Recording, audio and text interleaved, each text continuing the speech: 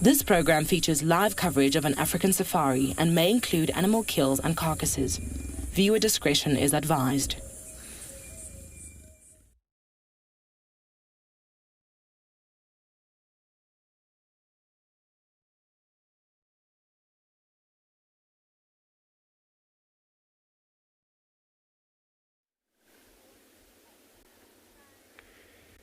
Good afternoon everybody. Welcome to Djuma Private Game Reserve here in Sabi Sands with looks like a single bull elephant in a shade but feeding. See, we're also actually sitting right in the open, which is actually warmer today. And welcome aboard to your very own safari through the African bush.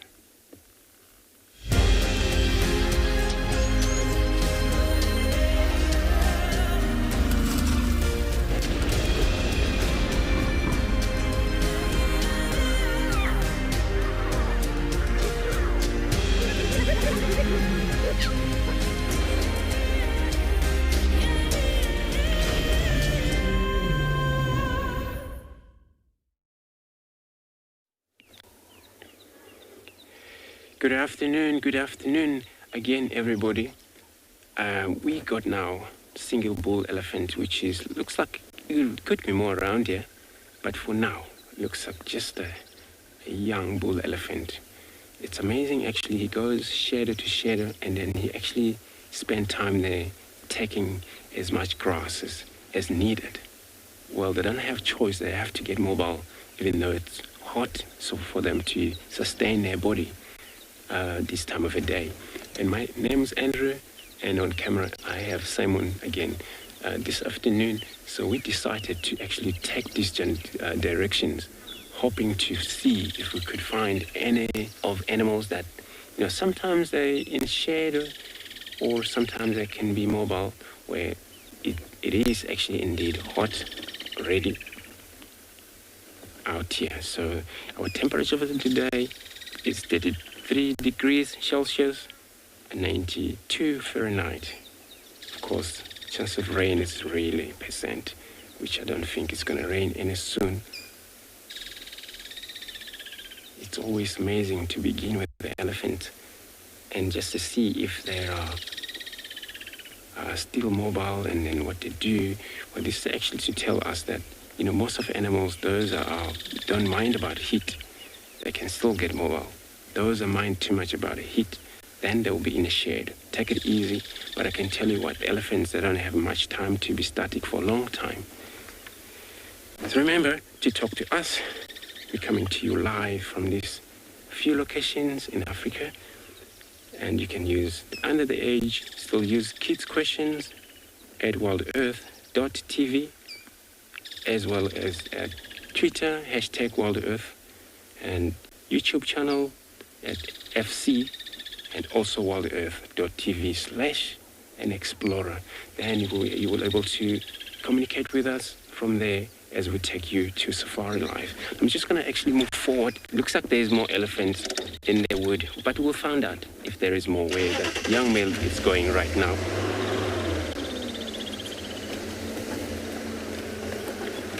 And if there is more, then that wouldn't surprise me. Then it will be actually all scattered around.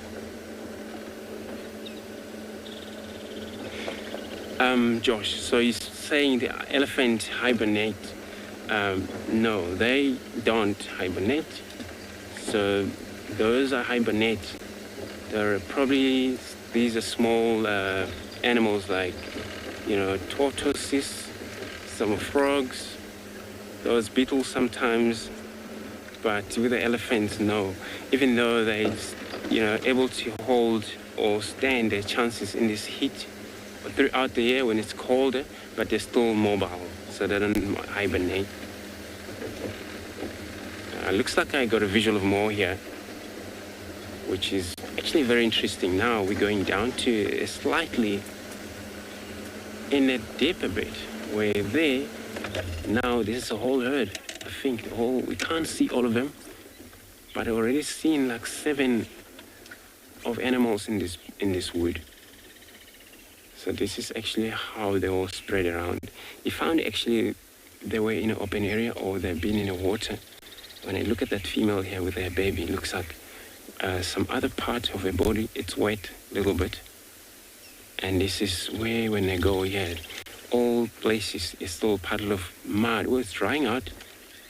Not a permanent water hole. These are natural pens, but they're able to play in that and then splash, spray mud over their body.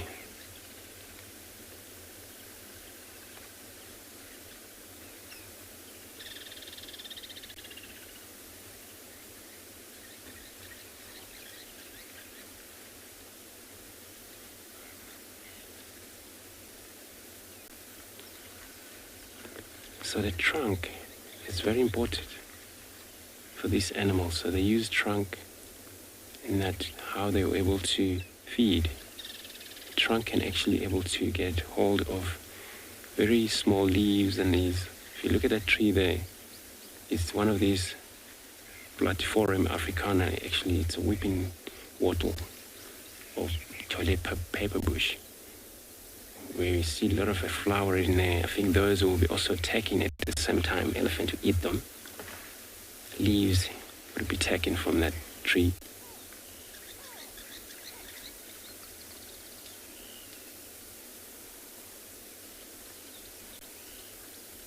And the baby needed a shelter, where you see the baby's also under the mother's head, where there's a lot of a shadow in there.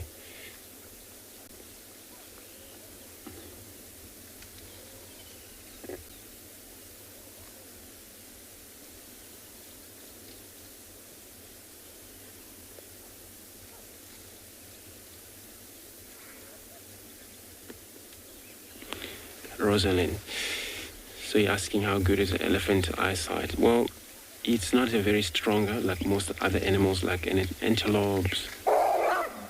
Ooh, somebody's starting trouble out there. It's probably one of those young male that was there. It's probably not accepted in his group. Still better than minus eyesight. So it's actually not that great, but it's better that they can see if it's a white kind of object from distances. Anything from 300 meters, 400 meters, they can still pick it up. But then if you wear like khaki, these camouflage, then from there they'll probably struggle a little bit to see. Probably see it's kind of silhouette, but not knowing what it is. So they rely on sense of smell quite a lot.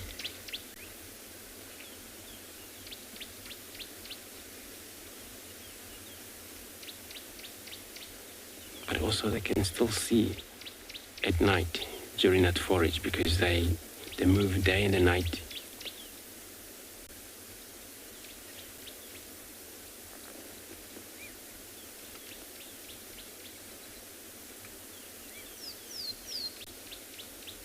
They were looking at one of the young one.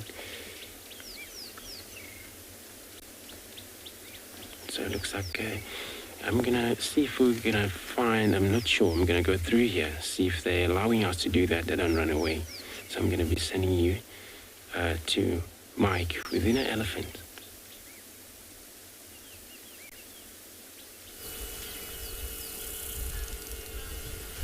Well, whilst Andrew finds the rest of his herd of elephants, we are going to find the rest of this one as well. There's just one elephant here, feeding gently on the grass here at Zebra Clearings, not so far from the eco-training camp. Looking very relaxed on this very hot day. It's quite warm. It's like 33 degrees, which is about 91 degrees Fahrenheit, so it's very warm. Hi everyone, I'm Mike Anderson. Behind the camera is Gert, and you've joined us here at Eco-Training's Pride Lands Conservancy, where we're not going to go very far today. I think we're going to stick close to the water, because as you can see, it's very hot. I'm already got a little bit of a sweat on, and this elephant's already been mud wallowing because it's so warm. It started its New Year's party early. Pool. So it's probably going to go and drink once it's finished feeding. It's just had a mud wallow, which means it's feeling nice and cool right now. Once it's finished feeding, I'm sure it'll head over to a waterhole somewhere so that it can quench its thirst after all this grass that it feeds on. They constantly eat all the time, so they need plenty of water to wash it all down.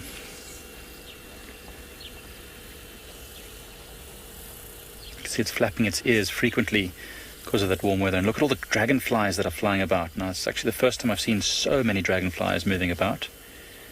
And there is this incredible humidity, so I wonder if it's actually bringing an influx of insects, which is what these dragonflies will be hunting too. And they'll be following around this elephant, because as it feeds in the grass, it will be disturbing all sorts of little things the dragonflies can then catch. Very clever technique.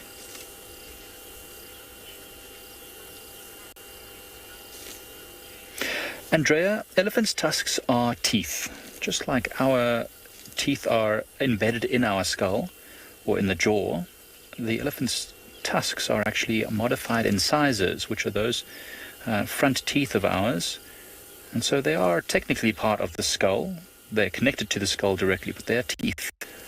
It's got molars in its mouth, which it's using to crunch the grass.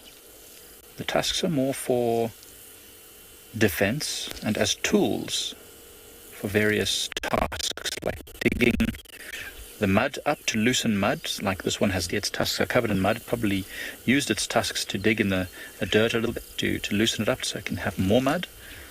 For getting bark off the side of trees, for pushing and shoving against other elephants, and also defending themselves against potential predators. Not that there are many predators for elephants, but this elephant is not very large. It's a young male.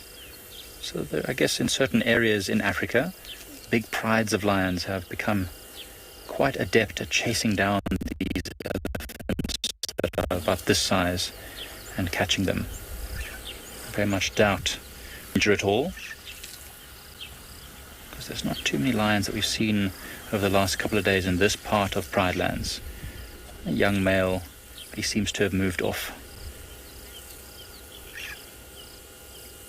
Well, it seems like Andrew's found those elephants, so let's send you back to him to have a look.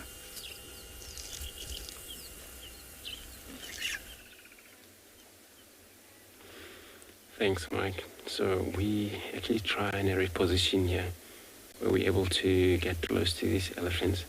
Like I said, we can't, see all of them because they're all scattered all over, and many of them that I can hear, they're already in a drainage line system inside, where it's a lot of it cooler.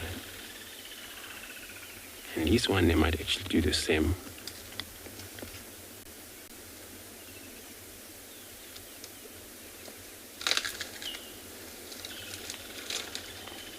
So again, she's gone after this whipping wattle,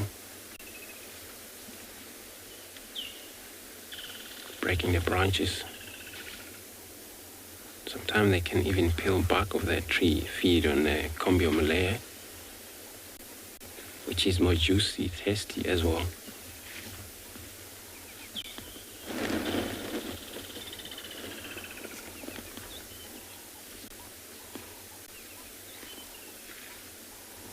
You find in a river there is a sand, very soft sand, where the water is not actually sank down yet.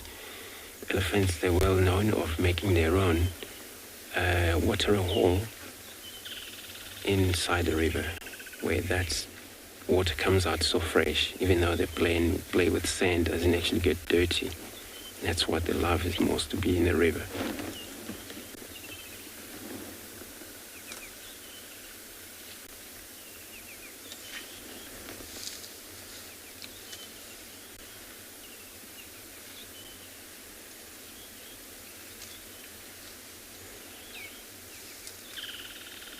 This one doesn't want to get out of the thicket.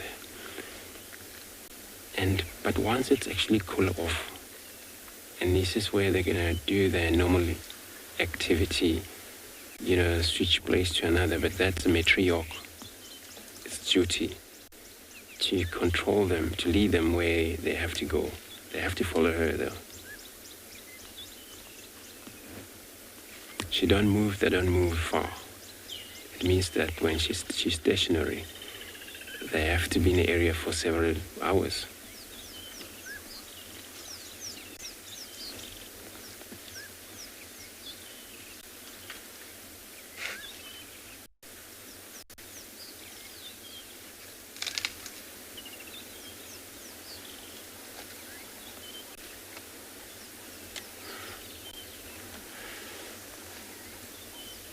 Well, they're so big animal, for sure they need to get their special diet, which is most grasses out here available under these trees. Remember, we're actually in Lawfield, so many of these grasses are buffalo grass mixed with other grasses, such as the finger grasses and those seed hard grasses as well. And you find so much sweet when they mix them, feed on them.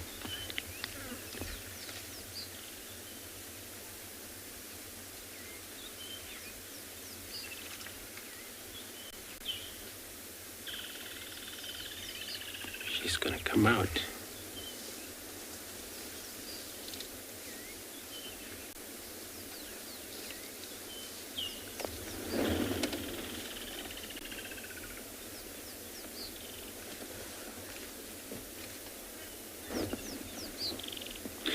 Dogweed. So you want to know the secretion on females. So what happened, African elephants, females and the male, they have a temporal gland, which is what's sweating there. It's called temporina secretion.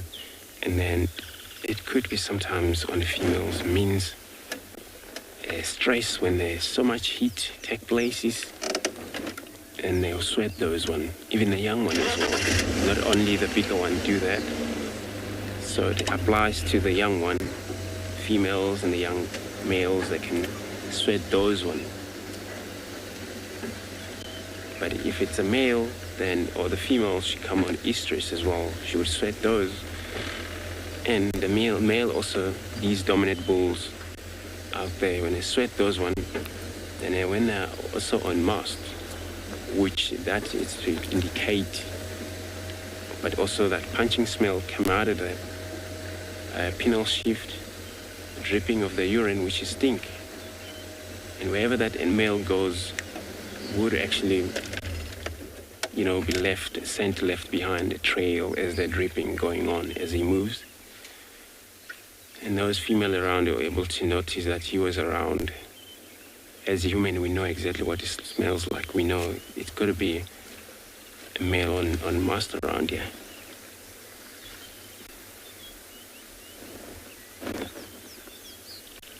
So we'll stick with this one right in the open there. Not open, but the rest, we can't see them right now.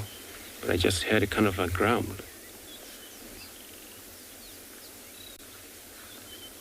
Which is maybe how they're going to communicate and move that way across the river. Maybe they will disappear from us.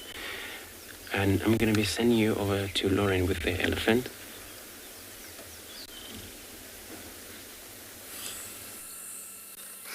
Good afternoon to an extremely hot day here in Buffelshoek. We've left Djuma and we have in fact came up to Buffelshoek. We're going to go around all the dams here to see what we can find. My name is Lauren and I do have Davy on camera once again. Yes, that is his thumb. And we've not been quite as lucky as Andrew. We've only found one lone bull in a sort of open area here. And he's clearly been to water at some point fairly recently. And he's feeding on the wonderful long grass here. Now, I mentioned yesterday that a recent study just from September 2020 really sort of went a little bit deeper into the role of older males. They tend to get discarded, if you like, and previously, long ago in the sort of hunting industry, they were thought to be almost redundant, past their reproductive peak, and, well, easy targets, shall we say. But no more. They are not redundant. They're actually in their prime. The older they get, they sire the most offspring, the older they get, and they're definitely at a reproductive peak. Not only that, they play vital roles in the social life of elephant males. They have a fundamental role just like that of a matriarch, but for small bachelor herds. So you will find boys like this off on their own, just living a bit of a nomadic life. But those older bulls, those gentlemen that are above 40 plus, those that have lived, those that have experienced, those that have all that knowledge, environmental knowledge, cultural knowledge, they can control their hormones, they can control their state of must, that temporary madness you get, even when their temporal glands swell, which is most likely incredibly painful for them, they're able to handle it a lot better. And they play a key role in elephant societies in helping to guide the younger males. And that actually makes so much more sense. How does a young male who's just been ousted, testosterone is pumping through his veins, he doesn't know how to handle it, his temporal glands are swollen, he's got a swagger, things are happening to his body that he maybe doesn't understand. He's lost his herd, they told him to go. Not verbally, obviously, but there'll have been signs of the females pushing the male out. He may join up with other youngsters, young Askaris, and they just sort of have a bit of fun for a while. But then how does a male grow up to be a gentleman, to understand how to navigate the landscape? And that knowledge comes from the older bulls.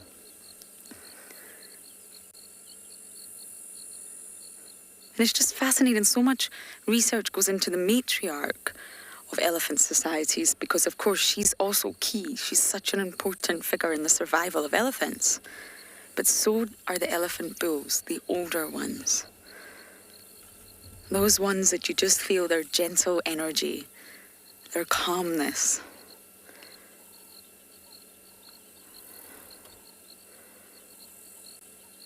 It's normally the younger bulls that you have a little bit of trouble with. They're just trying to learn how to be a hormonal male elephant. It can't be easy. Without your herd, without the protection of your herd, without your mama, definitely can't be easy. But they don't form tight herds, if that makes sense. So like the matriarch has her breeding herd, that's not the case for the older bulls. They will just meet young bulls on their journey, take them on board and help pass on that knowledge. And then again, they may separate. The older bulls will then come across more younger bulls.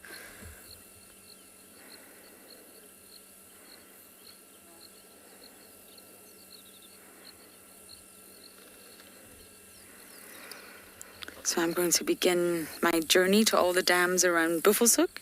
We're going to send you across to Andrew, who has a kingfisher.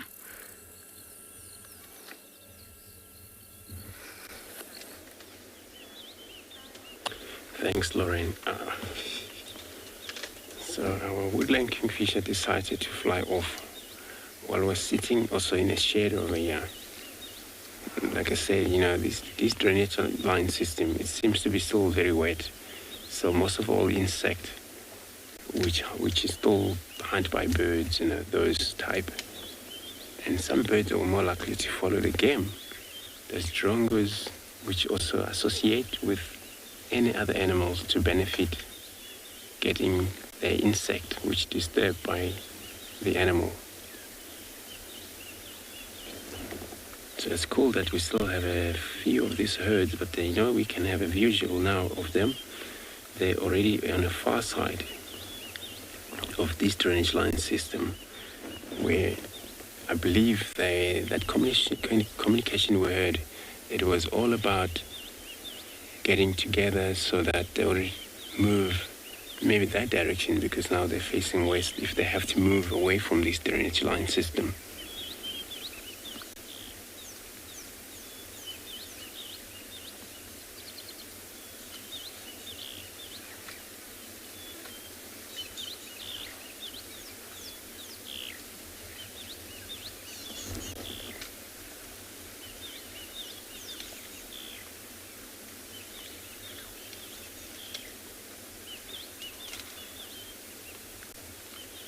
There's still lowering communication happening there, so they're still trying to figure out where the rest of the herd, because that seems to be all over, and they will respond to that frequency they would receive from that particular animal.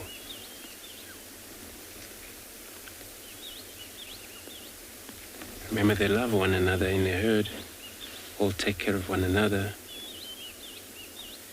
Those cannot make it is not left behind. We get support from those healthy and get in the same herd and move with them.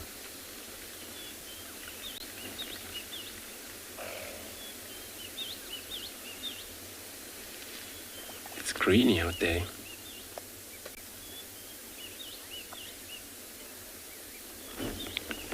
So I'm gonna leave this herd here, search for probably around the watering hole, see if we find anything else. I'm gonna be sending you over to Mike with an elephant.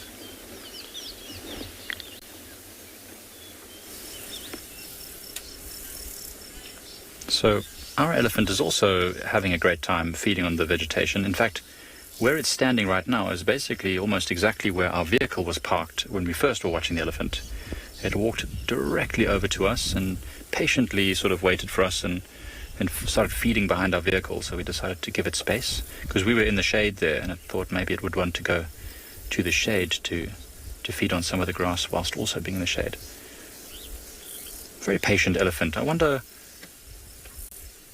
what its background is, what's its story, because some elephants, especially at that age, it's quite young, would be quite rowdy and want to show off their size and throw their head around and shake and trumpet to get a vehicle to move. But this elephant came right up to us and just very gently sort of smelt at us and listened.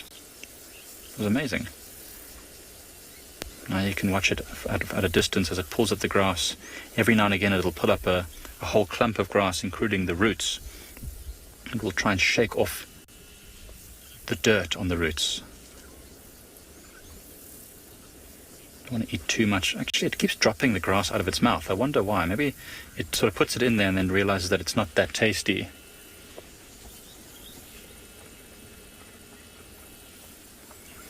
Buffet, it can happen in many ways. As elephants get older, of course, the longer they live, a long time, 40, 50 years sometimes. And as they move through the vegetation, if they live in a very thick environment, their ears get caught on thorn trees and all sorts of stuff. And that can cause them to be ripped and torn.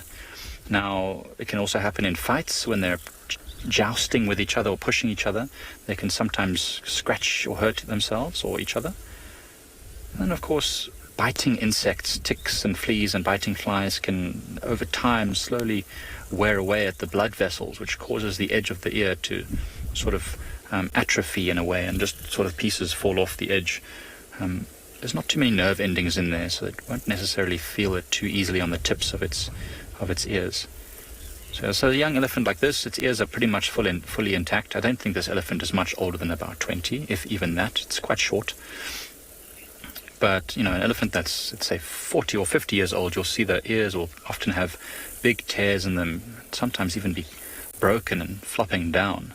We saw an elephant day before yesterday which had its whole right ear was just hanging limp down, and it obviously broken the cartilage that joins the ear to the skull. And so it was just hanging down, which in itself won't be a major problem for the elephant. It just won't be able to flap its ears easily to cool down. So as long as it can get in water regularly and use the shade, it should be okay. It's often how we age many animals, or not really age them, but at least know if they're young or old. Especially on leopards and lions and things, you'll often see their ears very tatty as they get older. Suzanne, that's a good question, and I don't think that they can, predict it in the way we think of it, but they certainly feel pressure changes differently than we do. They feel environmental change, and so I think they can have an idea that there's weather coming. And of course they've got incredible hearing and sense of smell too, so they could smell rain from a lot further away, and they can hear the rolling thunder from much, much further than we can, and so they'll know about things much before we do. There's that old saying that if you see tortoises going uphill in the Lowveld, that it's likely that there'll be flooding happening soon. So, take care And it actually happens quite frequently that when we see lots of tortoises, soon after that we get some heavy rain. So there's got to be some truth to it. There's got to be some evolutionary or adaptive, something that's happened over time that's allowed them to be able to sense approaching weather.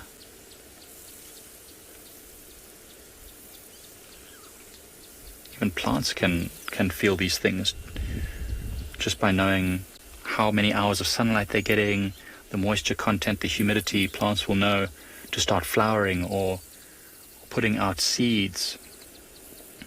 It's really, really quite amazing how everything in nature is intertwined in this great web of communication, and it's mind-boggling actually how everything just works together. Ecology, the study of all the interactions between living things and the non-living environment.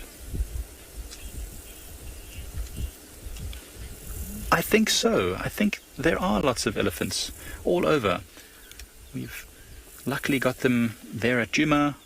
We've got them here as well. I'm sure Ngala at some point this afternoon is going to find lots of elephants too. It's such a hot day. Some of those water holes are going to be pumping with elephants. It really is an elephant new year. What is it, year of the elephant? It just shakes his head. Not interested in my nonsense. Well, certainly very hot, and I'm sure that this elephant is very shortly going to be heading to a waterhole, which is, I think, what we're also going to do, because sitting in this open clearing has got me thirsty. I hope it's got this elephant thirsty too. It's been mud wallowing in that exact pool where all the bullfrogs were. Remember when we saw those bullfrogs about a week ago now, having their wrestling match? This elephant was mud wallowing right in that pool. I wonder if any of those bullfrogs are still there or if they've moved off. I suppose it's probably time for them to have dispersed. They would have laid their eggs by now. 1 or 2 males will probably still be in that pond, protecting any tadpoles that are hatching. But the rest of the males will have dispersed off and found places to bury themselves and wait for the next rains.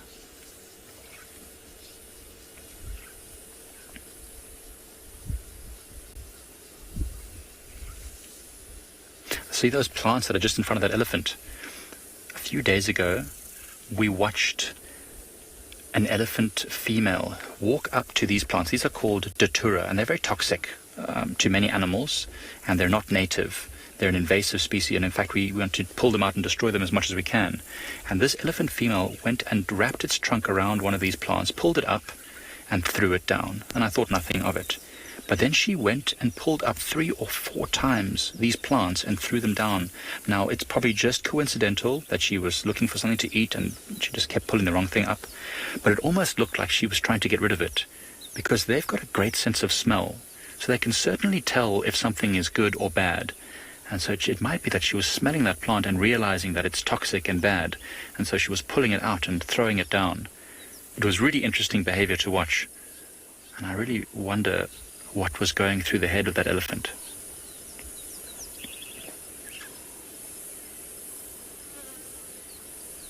That stuff has very beautiful flowers, but it's called a thorn apple. Sometimes in English they call it a thorn apple, or in Afrikaans a mulpitter, because the seeds are very toxic, and if you eat them, you'll go a little bit crazy, like this elephant is crazy, standing in the sun all by itself.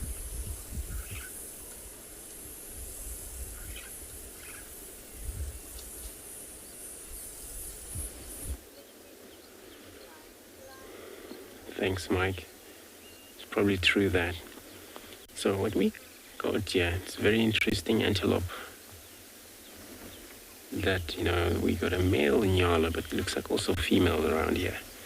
And these antelope female, they're a lot different looking color compared to the male, where male has got a very dark, grey dark, and with a vertical stripe still there available.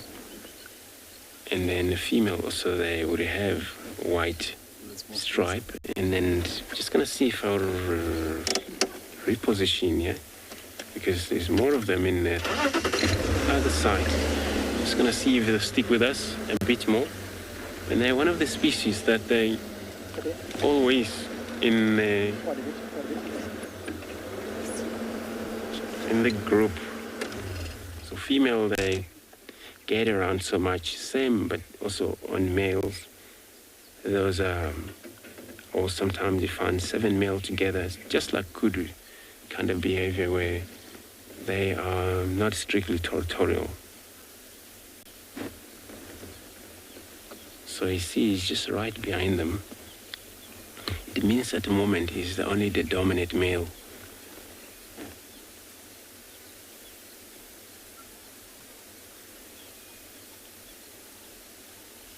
So they tend to breed all year round most.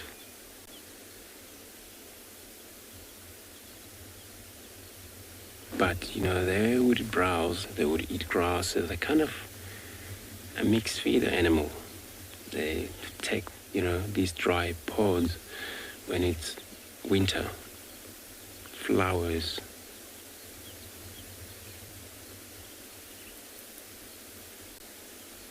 And this is actually moving technique they have.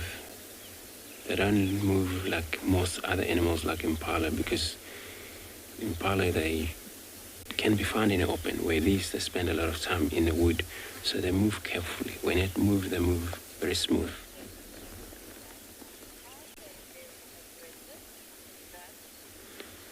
Suzanne, you saying they're aggressive? No, they're not aggressive.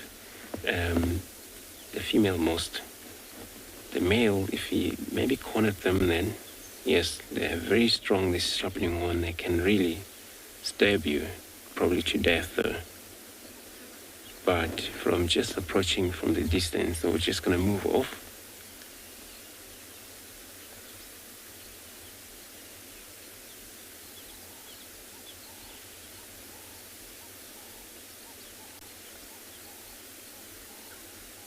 They have a very interesting tail, which is fluffy like a sheep tail.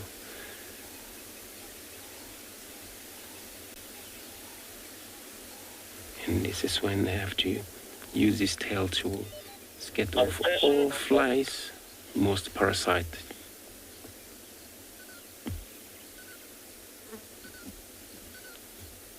Remember, they also ruminate, so they are herbivores, animal species.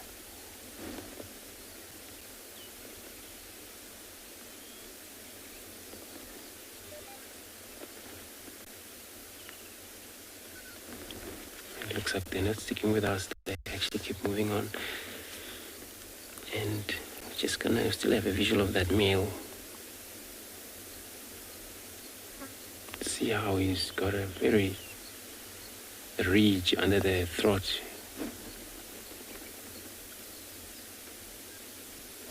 So I'm gonna leave them in peace, do their forage. While I'm checking around here, let me send you over to NIKKI.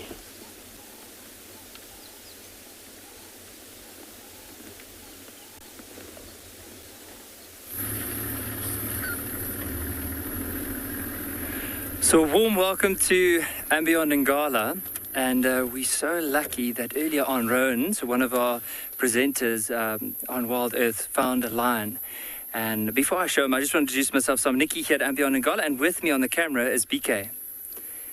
So just to show you here in the tall grass, as we were driving past, there's actually a lion flat in the shade. Now, often with lions, they are pretty lazy animals, and a male like this can sleep for at least 20 hours a day before he starts moving again. But imagine how hard that would be if you are driving past the area trying to spot this lion. And look at how he's panting. Do you see, like, from his back leg, how his tummy's moving the whole time? And with the heat, because today is a really warm day, as he's just trying to pant and just cooling himself down. Now, for some of our viewers that have been viewing the show for quite some time now, so this is one of the members of the Birmingham Pride known as the Ross male. And I don't know if it's the one with the lighter color mane or maybe the darker colored, but if we spend some time here, who knows, maybe he might just lift his head in order to snap at a fly, or maybe to see what's going around him. but for now still very relaxed. Since we've been here, he's not picked up his head at all.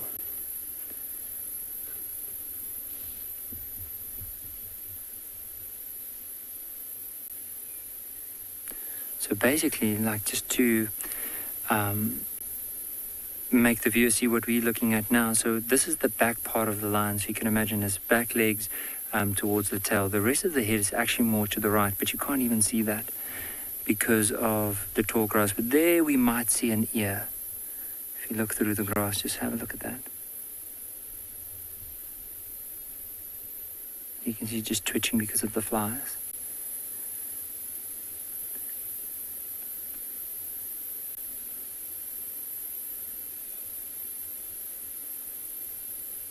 But panting very heavily.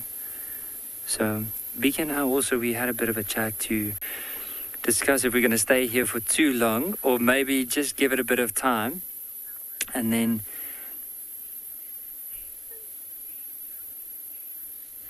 age 7, lions can sleep quite a bit of the day. It all depends on if it's overcast or maybe if it's a warm day or cool day, if it's raining. But in general, lions are pretty lazy. And as we mentioned a bit earlier on, they can sleep up to 20 hours in a day. I mean, it's a long time for a lion, but there's no way this one has to be in particular.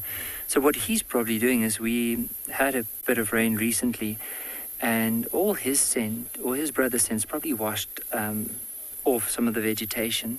So one of the ways that the male lion will tell another male lion that this is his area is if he goes and he urinates against the vegetation, or even if he roars.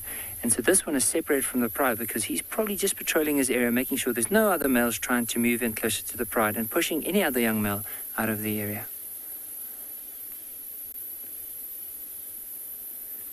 There's a little bird at the back calling. You just hear this squeaking sound like a ch-ch-ch-ch-ch-ch. It's called a rattling testicula. And often birds can, like for example, we're looking at this lion, and often birds can give a predator's position away, because imagine now this male lion had to move through the bush and suddenly he disturbs quite a bit of birds, or maybe like something like a guinea fowl or even a francolin. And as soon as you hear that, you know, okay, maybe there is a predator in the area, let's go and investigate. And it's been quite remarkable the amount of times we've been able to find a predator because of that. Or even here in the back, there's a dove that says, it's called a ring-necked dove. The old name was called a Cape turtle dove.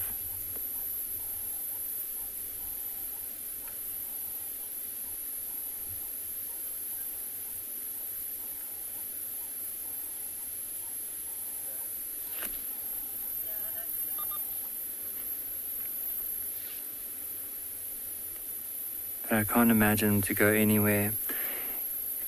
What I would love to do is maybe later on we can always come back and see if he moves, or maybe even starts roaring later on in the evening. But for now, let's head across to Andrew.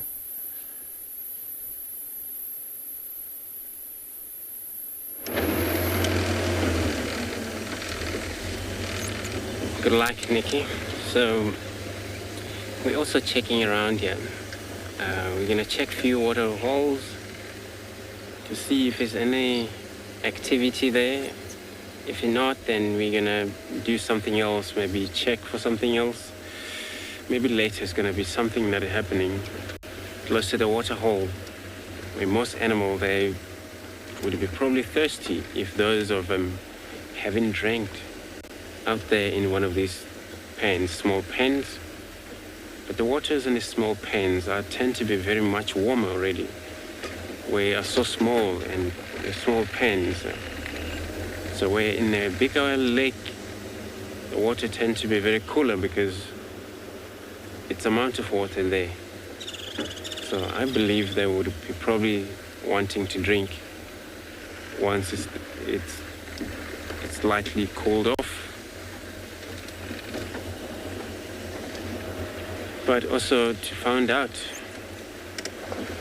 if it's anything that moves during the day into the area where animals that move. We've seen that leopard was moving in that heat of a day yesterday, just beginning of a drive. So this is also one of the indication that tells us leopards or lions that can be in the area without you knowing that they're in the area. Because of their movement they do, So let's find out. Gonna be sending you over to JP.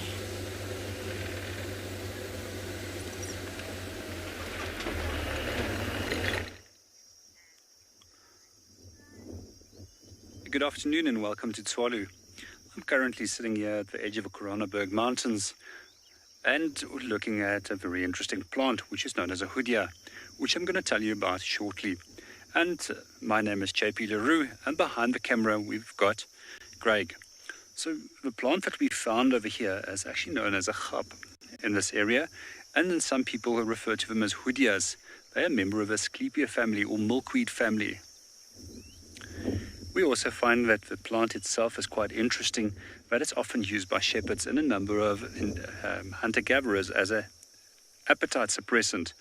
So what we also find with the flowers of this plant, unlike typical plants which reward their pollinators by means of nectar, these will produce a flower that looks like carrion and also smells like carrion. Therefore will be pollinated by species such as flies.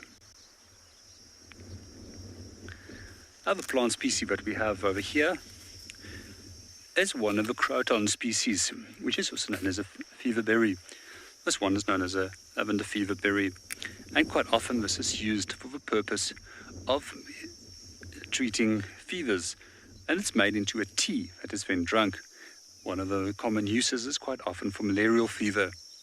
However, it's also dried, and the powdered form is often mixed with fat, and then that's rubbed onto the bodies of hunter-gatherers and people that would use it as a perfume. The other purpose for this is that the dry pieces of branches is often put between laundry to make it smell pleasant.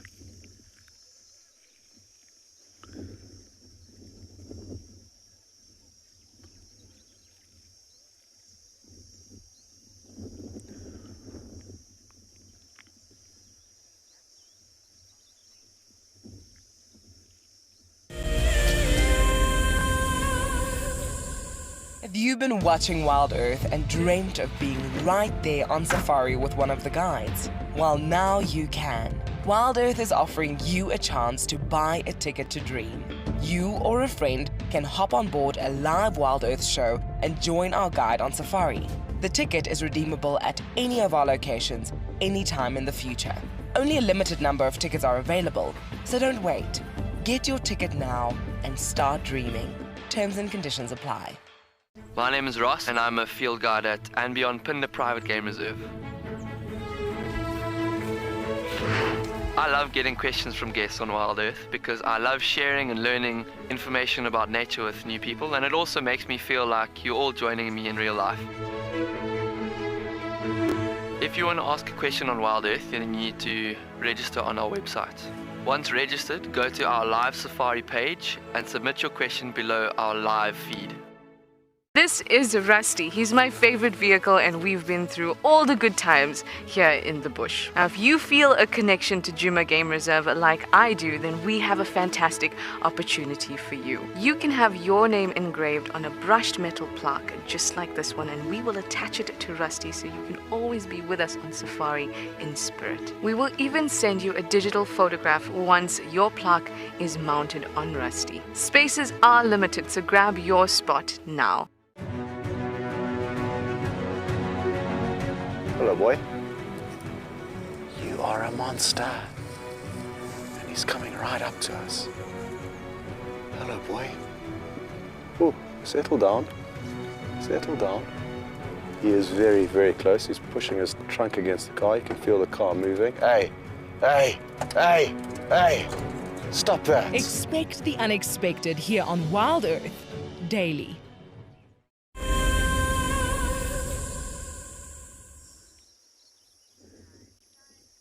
Welcome back to Tswalu. We're currently still sitting with a hoodia that we've been looking at earlier and just enjoying the view on the Koranenberg Mountains and watching the storm that's brewing up in the south and the north of us.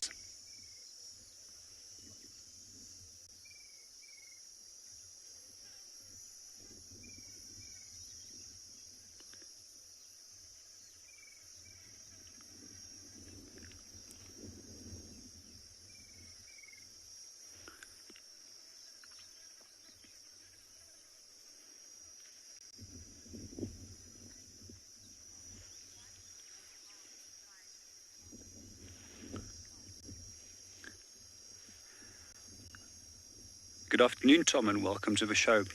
They're generally not a very common species, and I suspect that they were most likely collected in the past outside conservation areas, and that's maybe one of the reasons why very few of them only exist in conservation areas.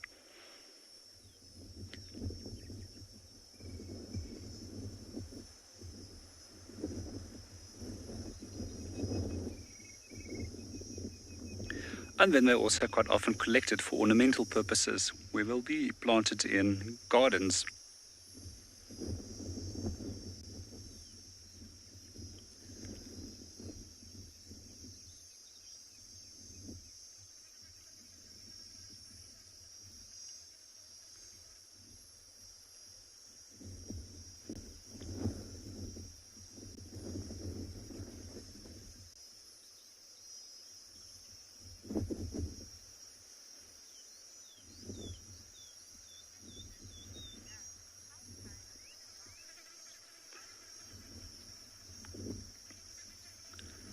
Good afternoon, Moondust. I would put the height approximately 1,100 to 1,400 meters in altitude.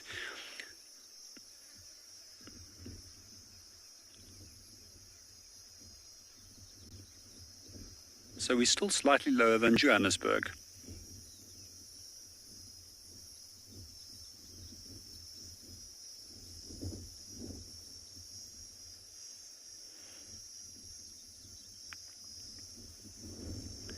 The mountains consist out of a quartzite, which is quite a hard, resilient rock type. So with quartzite, this was originally a sedimentary deposit, and eventually this was compacted, and through a number of different processes, it was subjected to either heat or gravity. But one of the things that we find is that it never gets molten, but because of the gravity, it actually altered the chemical composition of these rocks, making it an incredibly hard and resilient rock type. Once again, the mountain's name itself is Koranenberg. Koranenberg has received the name from the Korana people, who were a group of people that were herders that moved in this area a few hundred years ago.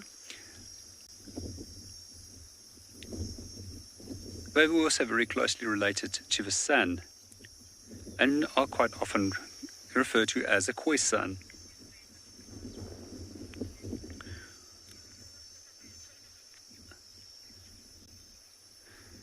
Good afternoon, Susan, and welcome to the show. It's quite often a difficult question to answer. However, it changes from season to season. One of my favorite trees will always remain a camel thorn acacia, and then also the shepherd's tree is another favorite tree. In terms of flowers, the aandblommetjie, which we looked at a few days ago, which is also known as a spider lily, is one of my favorites. And then definitely the flower of the tumbleweed, which is also known as a bushman's poison, is another favorite. At the moment, one of my other favorite trees in the area is the brandy bush, because quite a few of them has actually got ripe fruits on them. So both myself and Craig has been indulging on these on regular stops next to the side of the road. I do also like the hoodia because it's quite an interesting plant, and it differs from many other plant species in the fact that it's been pollinated by flies instead of butterflies and bees and wasps.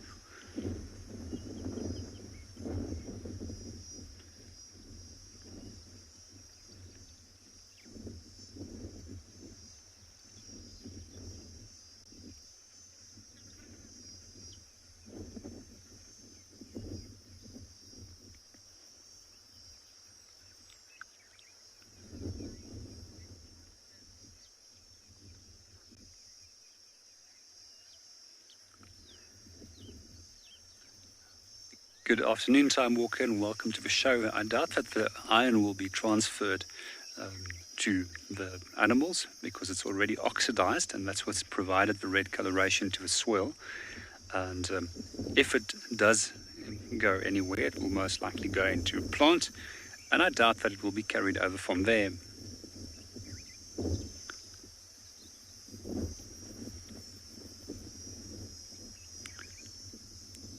These these red swirls definitely add to the beauty of the Kalahari, especially in the winter months when those beautiful luscious green grasses turn into a copper wheat color, combined with the bright blue coloration of the sky, which is so crisp and clear.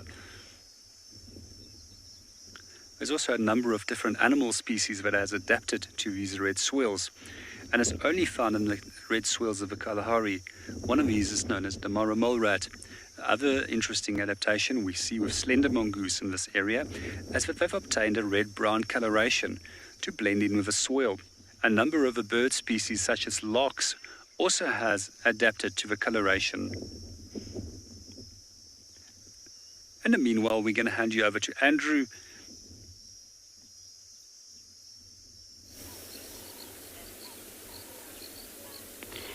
Thanks, JP.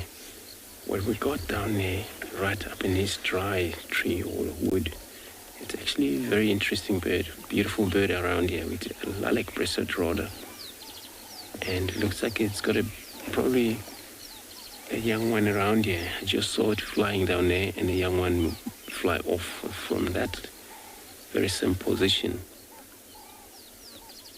And this is the time for this bird's type to have their young one around with them, which is probably the noise that we can hear on the background, but it's a very small sound. But now it's probably starting also to make sound. It's checking around.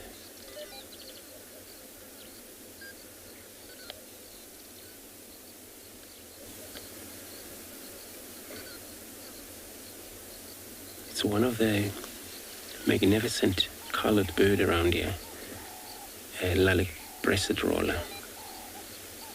And they stay all year round. They don't really migrate out here.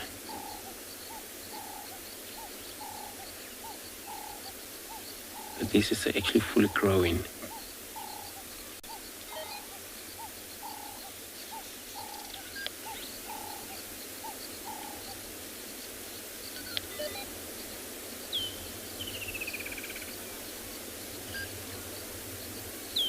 And they're actually doing their best of hunting while it's still a day light. Since it looks like it's got a young one, it's actually able to teach the young one, also hunting for the young one, grasshoppers, most insects. And the young one were able to gain a skill, usually between a hash. If there's success in that incubation.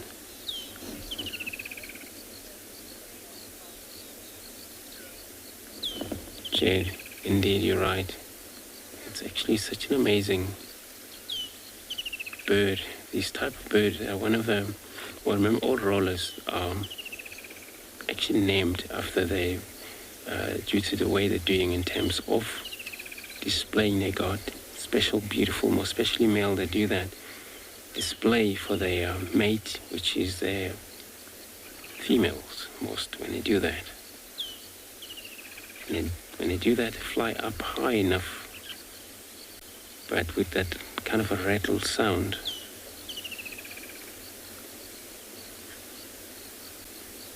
So I'm going to be driving in here at Phinda. We don't actually not there yet to check what is in there. I'm going to be sending you over to Lauren.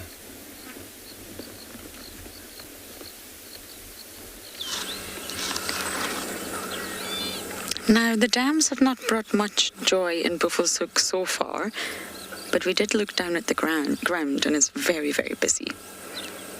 May not be the most riveting of stuff, but ants are the enemies of termites. They are not related in any way, shape or form. They look very similar, but termites are actually part of the cockroach family, Blattodea. Ants are not. Wow, so busy. They also have a really unique social structure and a colony. So it's not the same as termites, but they also have a caste system. They're also about the collective. See, it's a very strict social structure that the ants have. And they deal a lot with scent. They're highly chemical. They have lots of chemoreceptors, and they're able to signal to one another and communicate with one another all through scent. Now, it's different to what the termites do, but once one ant, one single individual, gets really lucky with some delicious form of food, whatever that may be, they will leave a trail, a scent trail to that piece of food so that all the other individuals can come and find the delicious delicacy. Now, if it's something that needs to be carried back to their home, then they'll leave a trail in order to get everybody to come, use all that muscle, lots of individuals, and they'll carry it all the way back to their little home. So they're very busy on the ground here, but I can't actually see what they're doing.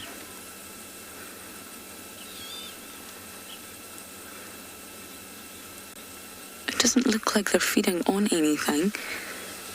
And I think that hole that Davi first showed you, that tiny small little hole, seems to be where they're streaming out of.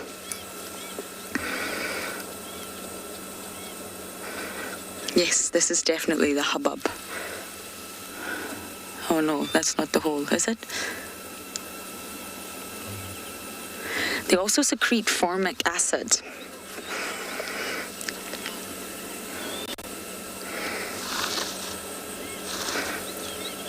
I didn't catch that name, but you're asking, would they engage in a battle? Moondust. Moondust. Well, battle with who is the question. I'm not sure what you're referring to, but they absolutely would battle with termites. They regularly do. But ants are noisy, believe it or not. They're not noisy to us. We, of course, can't hear them. But they're not quiet in their daily movements within the colony, whereas termites are remarkably silent. So they use sort of stealth and silence to stay a secret and work hard and do their own thing when ants are around. So I'm not sure who you were referring to in battle, but they absolutely would battle with others. And as I mentioned, they secrete formic acid. And this can be a real deterrent for any other insect that comes nearby. They're sort of equipped with their own chemical defense. So ants will actually penetrate termite colonies. If they find a colony, if they come across a colony, they will penetrate and definitely kill the termites. Some ants can sting them and paralyze them, release formic acid, and then they can actually take the termites themselves back to their own colony and eat them as food. So they are absolute enemies. But termites are actually remarkably hygienic. They indulge in a lot of grooming. They're not smelly, so sometimes the ants will be completely aware. That mound that I showed you this morning, we could see the termites, but not so far away there was also a lot of ants, and it appeared that the ants had no idea the termites were there. They're not smelly, they don't carry an odor, and they're silent. But if the ants do come across a termite mound, they absolutely will penetrate it and engage in battle. And because they're equipped with so many defenses, normally the ants do win, and they'll kill all the termites and eventually eat them.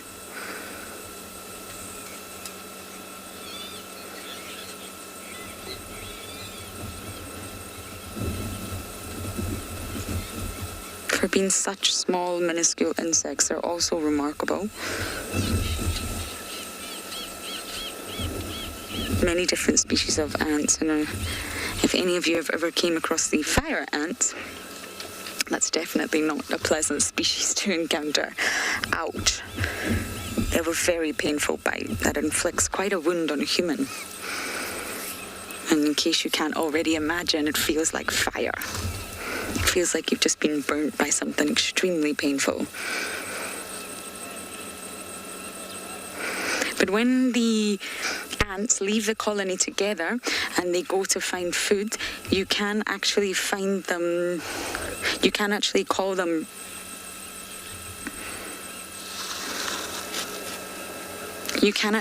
raiding parties. So as a collective, they'll leave their home, they'll leave their colony to raid in a collective. Many ants together as one will, of course, be quite a force to be reckoned with. And you call them raiding parties. And this can be any sort of group of ants from 2 to 10. And they can create long columns, up to 1 meter long, and this is when they're going to attack. They leave their colony together to attack whatever it is they have in mind.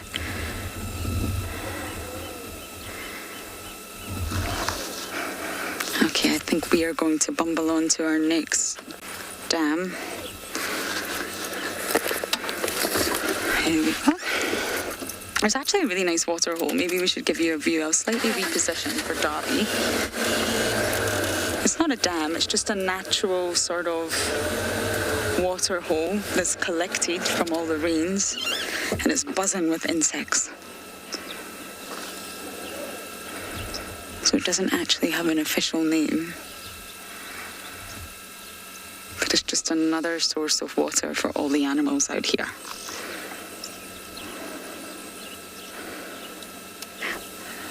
There's Davy, there's a dragonfly just landed there. No, that's not a dragonfly, is it? No, I can't see it. Apologies.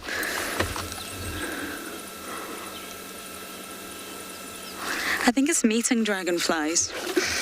At 3:30, you see something red down on those grass stalks in the water. Let me see if I can direct you.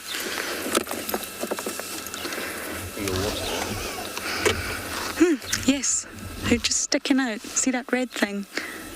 It's a dragonfly.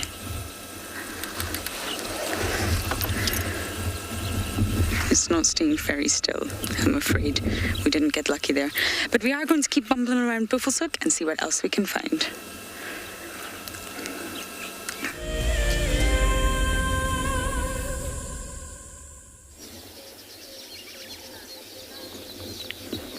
Thank you very much. So we in this position of now a twin dam.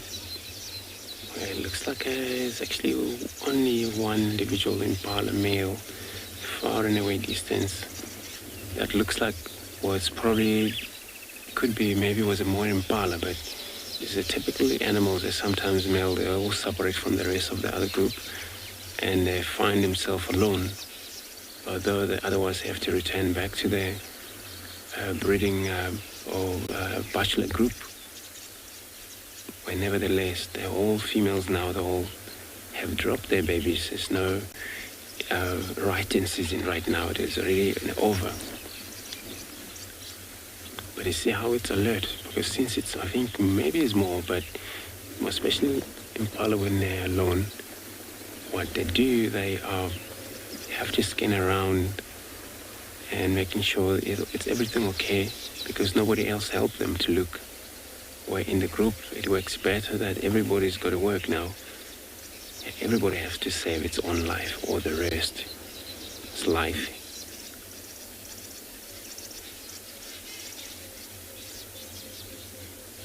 It's probably maybe going to come here. Well, it's sitting actually in a shade, do they? So it's probably maybe finally will come to drink here. And then maybe the rest of the others, antelope, those around, because it's coming to in a time where they have to come down. So we're just going to find out what is going to happen.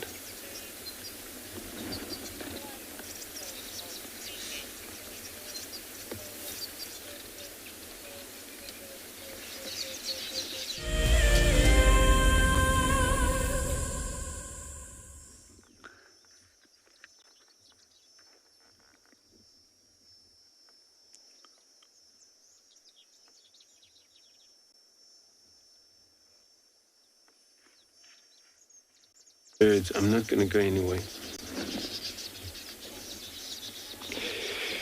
Sorry about that, Tswalu. Then we're still here in this dam, stationary. I want a dam wall, but there's actually Egyptian geese also here, that they're resting in the middle of this water hole.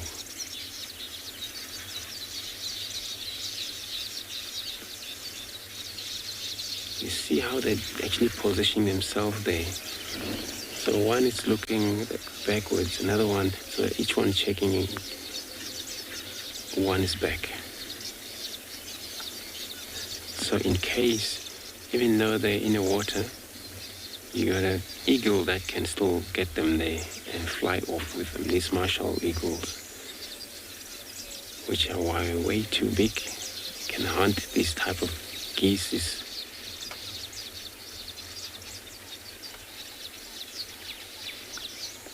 If it wasn't a crocodile here, they wouldn't stick around in the middle and take it easy like this, because croc would actually hunt them.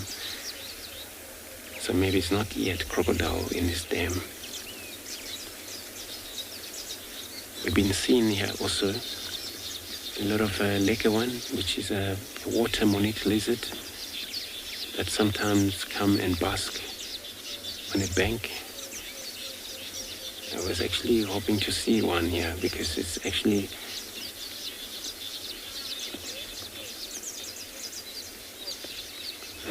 okay. So you want to know where do they lay their eggs? So Egyptian geese, they more likely use other, on top of the other birds' nests, more especially weaver's nest or red-billed weaver's nest. They're more likely to use those right on top, and they don't get inside.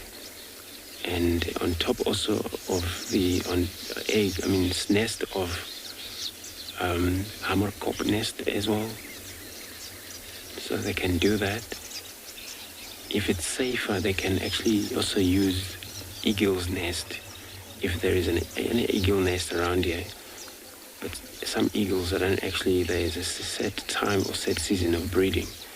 So it's never clashed with these birds, so they're more likely to use those nests for a time being. And actually very another interesting a duck that's just landed on the far right of, I don't know if we can able to get it there. I'm just going to see if we can get it. There it is. So you can see it's actually the female of a knob-billed duck or comb duck. Such a beautiful color. A lot of the back on the top, white under.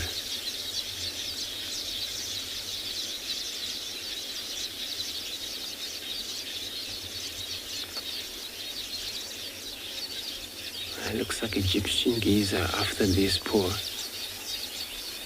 duck over here.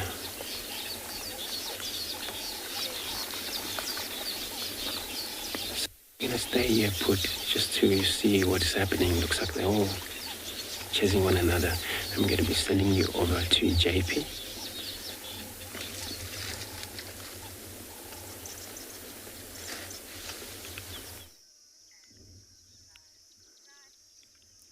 Good afternoon and welcome back to Tswalu. It took us quite a little bit of time to get down from the hillside, and on the way down we discovered a midden of a Smith's red rock rabbit.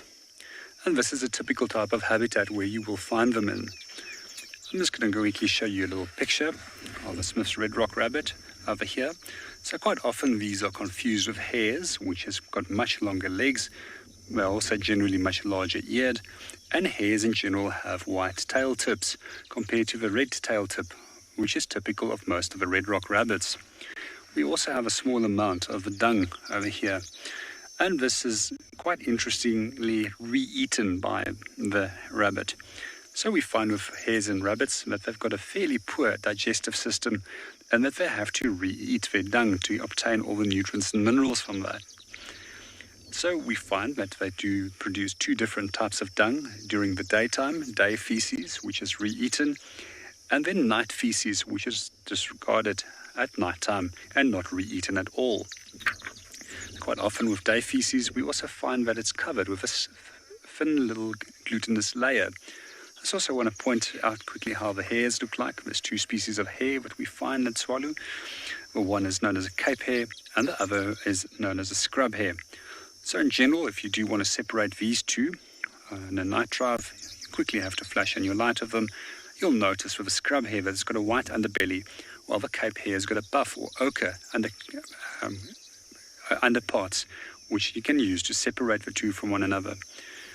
So What we also find, how hares and rabbits differ from one another, is that hares have got precocial young that is born in an advanced state and they can immediately go active soon after that they've been born, compared to that of a red rock rabbit, which is born with its eyes closed and helpless at first and is fully dependent on the mother for a short period of time until it's old enough to start taking care of itself.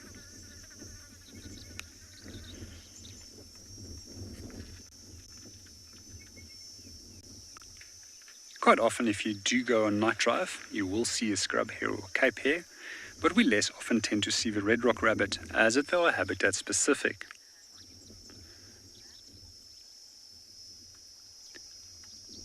From here, we're going to continue down further south and see what's going on in some of the water holes. But in the meanwhile, we're going to hand you over to Lauren, who is currently viewing a group of hippo.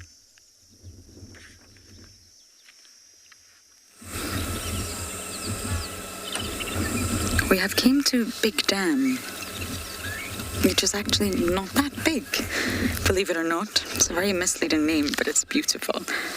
It's right on the Mangaletti boundary, and the area that we're sort of about to go into is where you see lots of jackals and lots of cheetah. It's a great area for dogs as well. It's when these species sort of cross from the north down into the south, which is what we're going to look for today.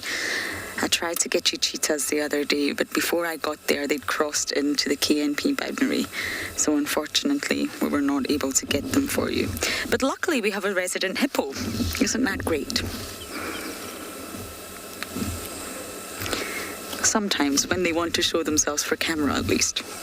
Hippopotamus amphibius, that's actually their Latin name. Amphibian refers to two phases of life, water and land. But the word hippopotamus itself actually comes from the Greek meaning water horse, because they look like a very large horse that lives in the water. It's actually not a bad name at all. And on a day like today, you'll find they rarely pop their head up. They really will submerge for as long as they can.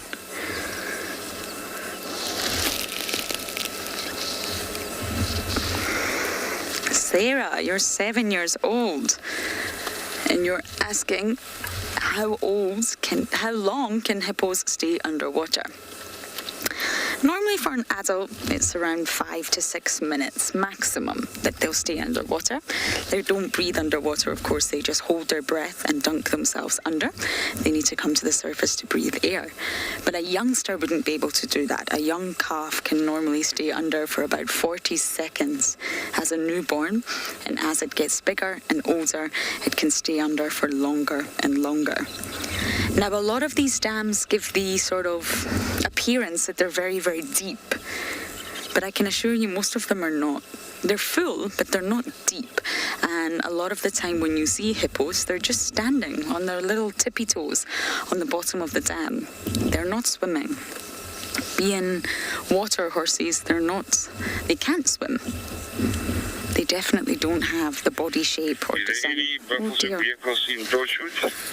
To be able to swim elegantly through the water. So normally they just keep their tippy toes on the ground, bounce up and down, or they can exhale, become negatively buoyant, and they'll just sink to the bottom. So their feet will be on the ground, and then when they need to come up for air, they can just push themselves back up off the ground, inhale, and they'll be positively buoyant again. Buoyancy, you can control your own buoyancy, even a human, with your lungs. It's a technique that takes quite some time to master, but it's doable. So normally scuba divers start off by adding weights and weight belts in order to make yourself sink. But once you get a lot of practice, and it does take a lot of practice, you can actually control your own buoyancy. Once your lungs fill up with air on the inhale, you will become positively buoyant. And once you empty your lungs by exhaling, a big deep exhale, that will make you negatively buoyant.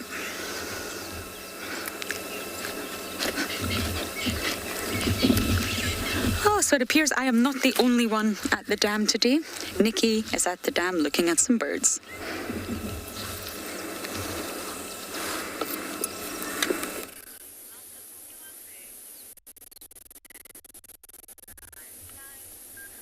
Yeah, so we're also at a waterhole here at andBeyond in Ngala, and we are looking at a very interesting bird.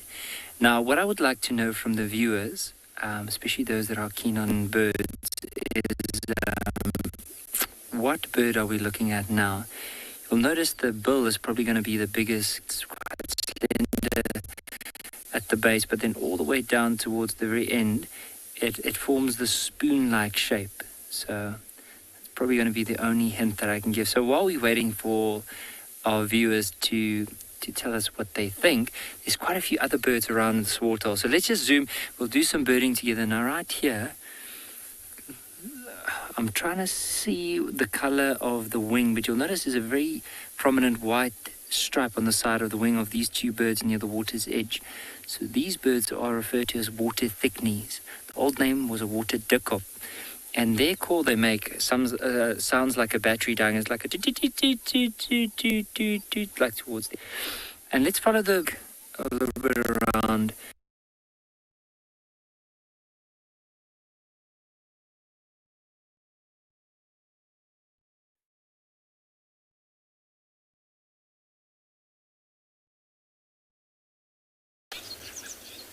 So far, still quiet this side. Oh, sorry about that, everyone. I'm listening to my radio. I'm just going to turn it down. Don't quite know what happened to Andrew, but we are heading to the Manguleti boundary. Darby's very excited. It's not actually traversed Buffalo's Hook. Oh, that's not a good idea to turn around. Sorry, everyone. It's not. Yeah, he's traversing Buffalo's Hook for the first time. That's why we're going around all the dams. They didn't find a leopard. Tlalamba was the only leopard found this morning. And she disappeared fairly quickly. So here we are, believe it or not, on my left to the south is Buffalo's Hook. And on my right, this beautiful sort of more open area is the Manguleti. Right up north. We're very far from Djuma. And because it's so open, although the grass is incredibly long, I must say, it's a great area for cheetah. They see cheetah a lot here. And luckily, we get fantastic signal. So here we are, Dav. What do you think? Love it. Love it. So we're going to drive very slowly and see if we can see any moving bodies through the grass. But we're going to send you back down to Andrew and his weavers.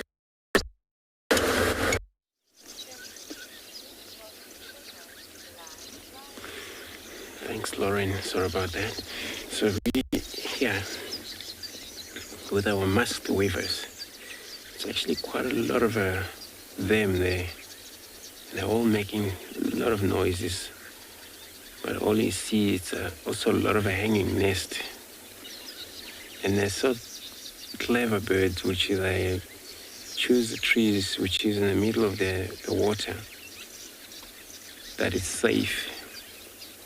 Even though you're looking at these nests, they place them in very thin branches.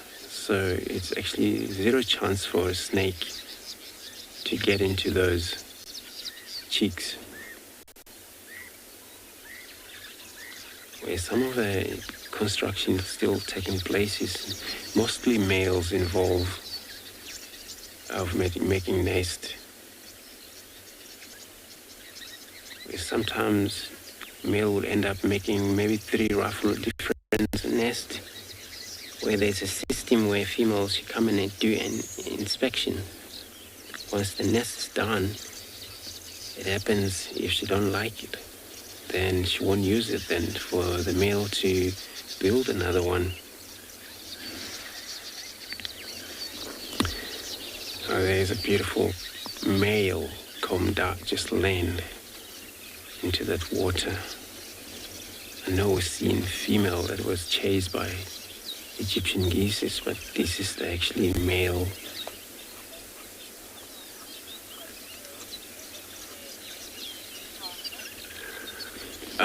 Specifically the musk weaver. So there is a system where male and female actually participate in one nest until it's done. So they don't share nest. That's why what you see there, they actually all group, but each one married to a wife or husband. And that makes a lot easier for them to actually be able to control which nest is which. But those nests that is not used, that I'm not sure if the different parents or different pair would be able to use them once it's not needed by the owner of it. Which I think if then is the case, I don't think there would be any reason why they would defend them not to use it once it's abandoned.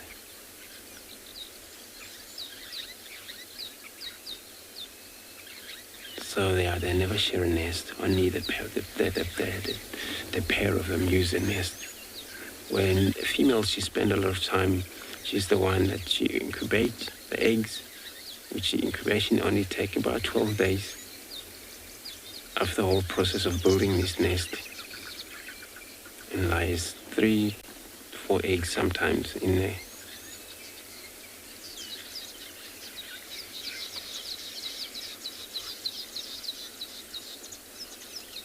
And you would see sometimes eagle will play very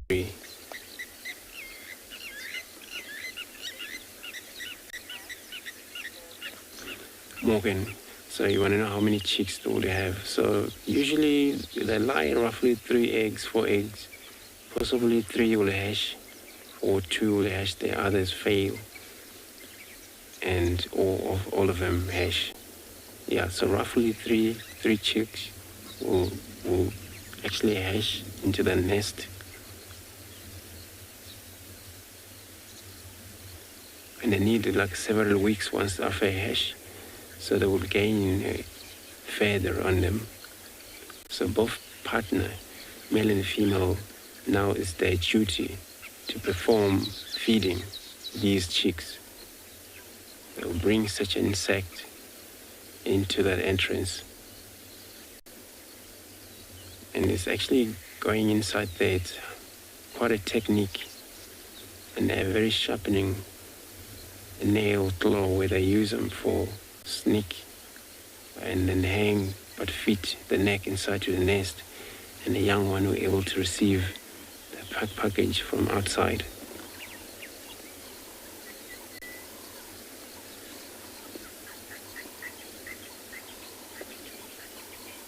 So when it comes to any insects, they would anything from dragonflies, anything's available, grasshoppers, and they'll be brought back to their nest for these young ones to be able to feed. But once they gain their feather, then they will learn how to fly. For the very first hour they get out of that nest, they will perch into trees just to get the sun shine in them. And since they spend a lot of time in that nest for the first time to see the sky in the world, and this is when they get out of that.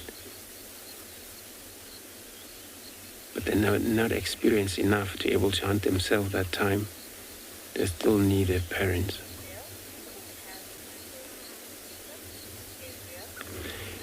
Gabriel, yes, they do have a laying season, which anything from September. And yeah, anything from September, August, April, those months, February. So roughly 4 months. And if they miss August and then January or February, which is now we're actually December, it makes sense. If January and February would be probably chicks flying around here, and these nests will remain hanging there after they're well abandoned, because there's one season to go. Once they're all hatched, their eggs and chicks come out, and then it's done until the next season again. And they will be able to build another nest. They won't use the older one. And that's why they're more likely not to come back to the very same trees which these nests will be placed in there. There's a lack of hanging branches. Maybe it's less of those branches that were needed for next time.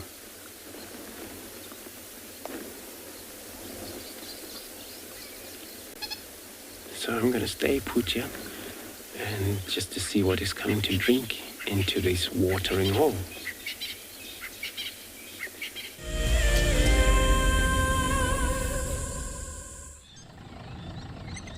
My favorite animal is a leopard, purely because I just think they are just the epitome of feline grace and power, and the way they can move about in any environment and remain hidden until they want to be seen, I just find incredibly intoxicating, and they're amazingly beautiful.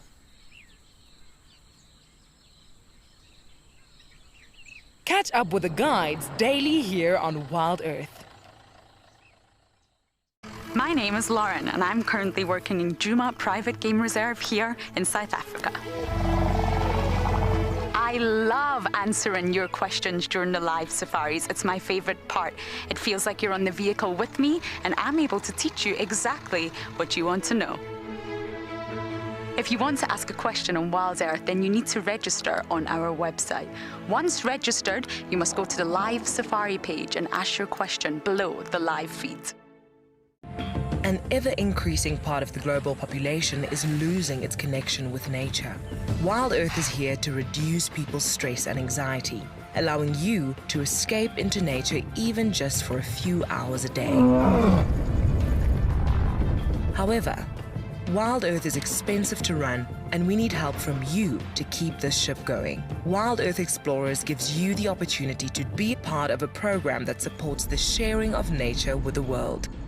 Have you been watching WildEarth and dreamt of being right there on safari with one of the guides? Well, now you can. WildEarth is offering you a chance to buy a ticket to dream. You or a friend can hop on board a live WildEarth show and join our guide on safari.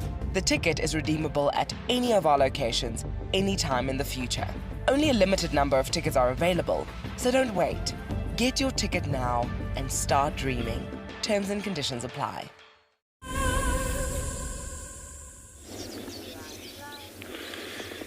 Great, so we're still here in this very beautiful watering hole here. It's quite a few to offer. Now, see, it looks like all black crake type of bird who is actually pushing one another here. Looks like a male and a female. You can hear some of the rattling sound going on.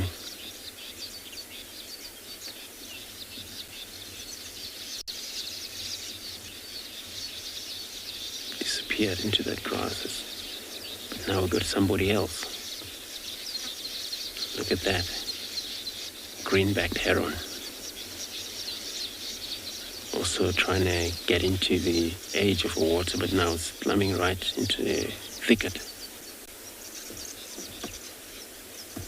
But that then would feed on frogs type and fishes.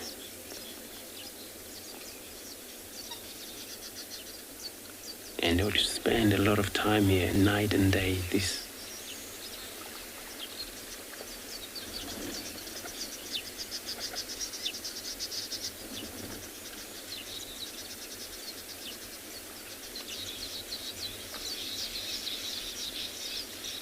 There we go again.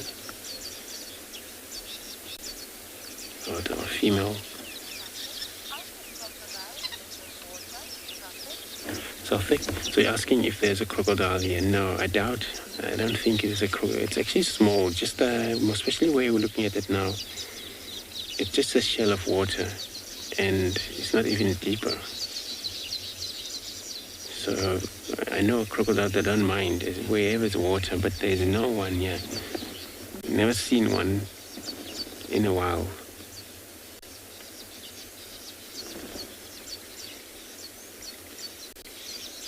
What's so special about this time of year? Birding is great, and all of these water birds that you see, all black cracks.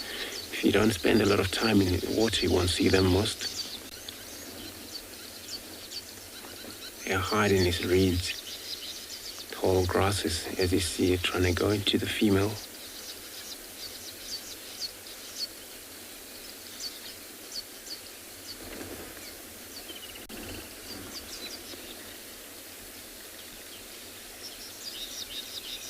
So there's some, it's all about bathing as well.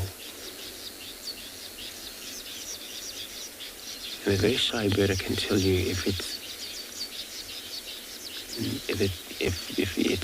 actually far enough. Otherwise, they just fly off and disappear into reeds or these brushes.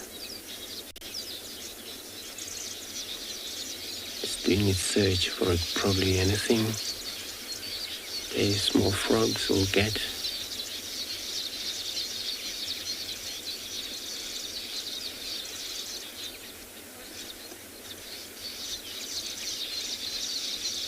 It's got a beautiful beak, which is kind of like a little of a yellow, slightly of a red at the top, but it's a black crake, its name.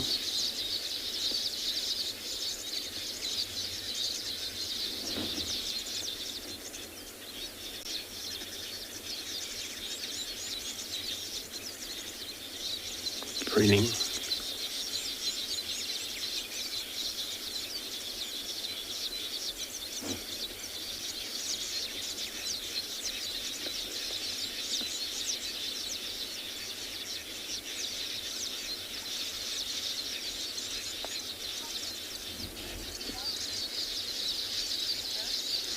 Lisa, I agree with you.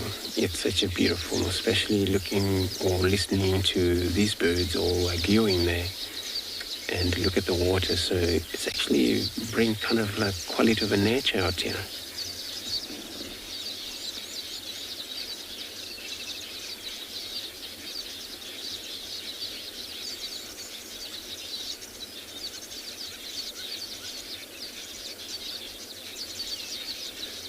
Black crake, they do make kind of a sound where very kind of a vocal, deeply sound they do, especially male when they pushing too much to the females, which breeding season has got to be right now.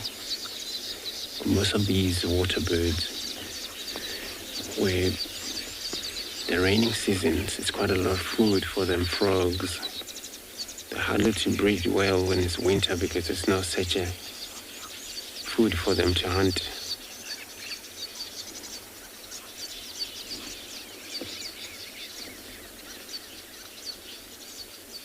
So black crake, sometimes they dive into water, dip in, come out from the other side.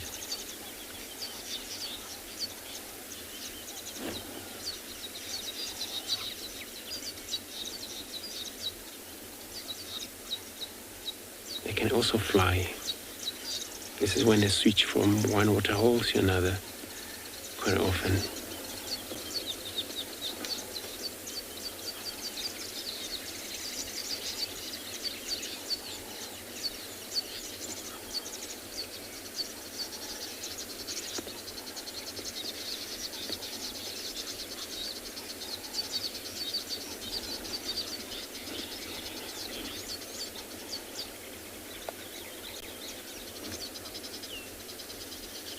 So it looks like it just opened its wing a little bit. Probably sitting, against the sun there, basking off while pruning itself. So the egg, nest will be put in one of these reeds next to water.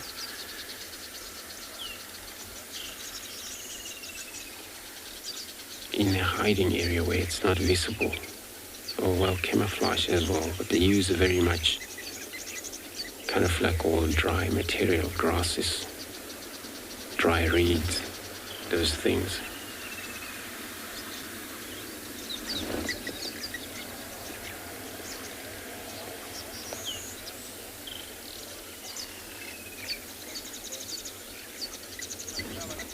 So yeah, I'm gonna stay put here, see what comes to drink at a water hole before we move off, and I'm going to be sending you over to NIKKI.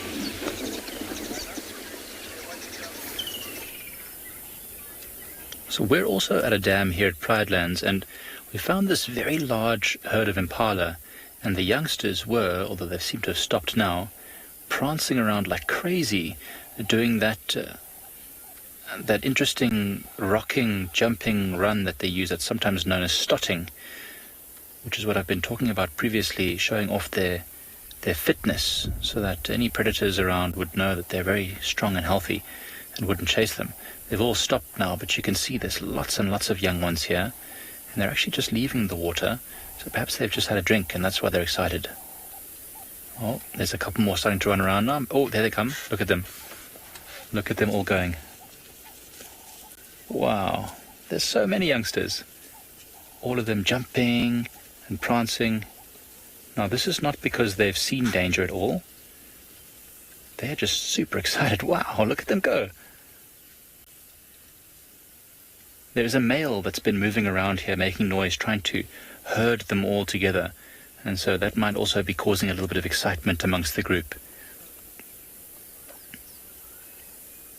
Remember, it's been so hot that they've been sitting probably in the shade the whole time. Peter, they have got an incredible jumping ability. Peter, I think these impalas can jump more than 10 meters in a straight line if they're at a full run. And almost 3 meters straight up in the air. So you can imagine at a full run, they could clear most of these small building, like Superman. They could leap a small building in a single bound. Most of these small shrubs and bushes, they could jump straight over them when running from danger. Could easily jump over a whole road. In the Kruger Park, there's many videos of impalas being chased by predators, and you can see them jumping all the way across the road in a single leap. There goes the male. He's not happy. He doesn't like that everyone's running around. They must stay orderly. He's trying to control them to make sure that they don't wander off, because these are all probably his offspring, and so he's got an interest in making sure they all survive. They probably won't be all his offspring, though. Impalas are very sneaky. There will be some young males that might have gotten a chance to mate right at the end of the rutting season, when this male was maybe getting a bit exhausted from all the fighting that he had to do. All seems to be settling down, though. I think he's managed to get his point across.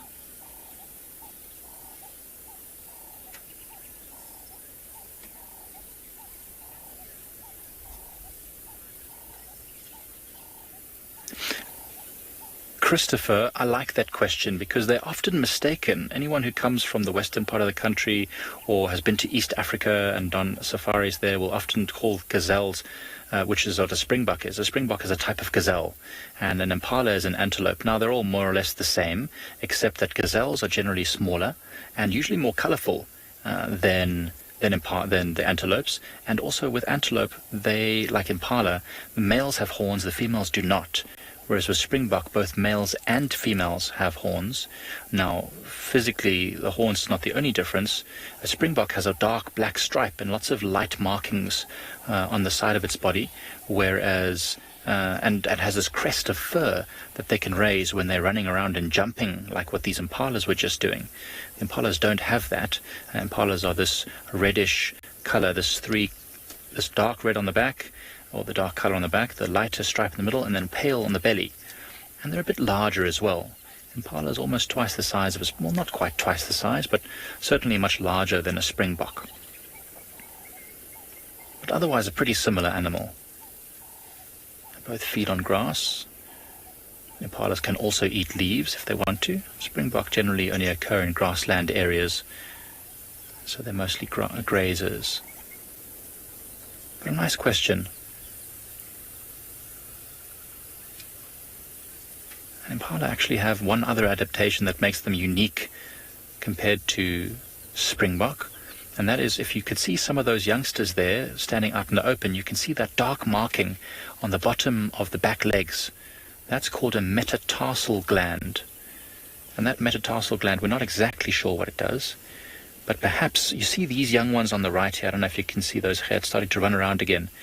Those young ones there are jumping up and down like that, and now there's a theory that the metatarsal gland gets activated when these antelope run and jump like that, and releases a scent which can maybe help them to find each other when they've been in some sort of danger, like they've been scattered maybe by a predator, which is very interesting.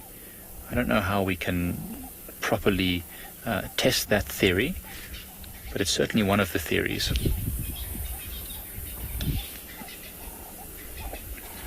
All's looking quite peaceful now, though. They're all feeding on this grasses on the edge. Oh, no, some of the youngsters still running around, still being a bit crazy.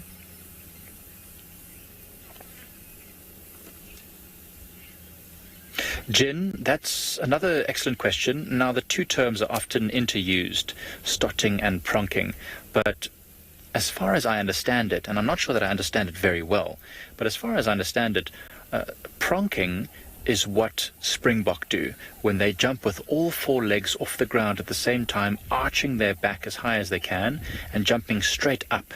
That is what I know as pronking. Now, stotting is what you saw the impalas doing now, where they jump up and forward and they land on their front feet and kick their back legs out in this kind of seesawing motion. So then they'll jump onto their back legs, rock onto the front, and it looks very interesting. That's more or less what I know as stotting. But I know the two terms are fairly interused. But generally speaking, we as far as I know, we call it stotting for the impalas and pronking for the gazelles like springbok. Pronking to me always just sounds like something you do with all four legs. You pronk up. And stotting does sound to me very much like a seesaw. That's how I always remembered it.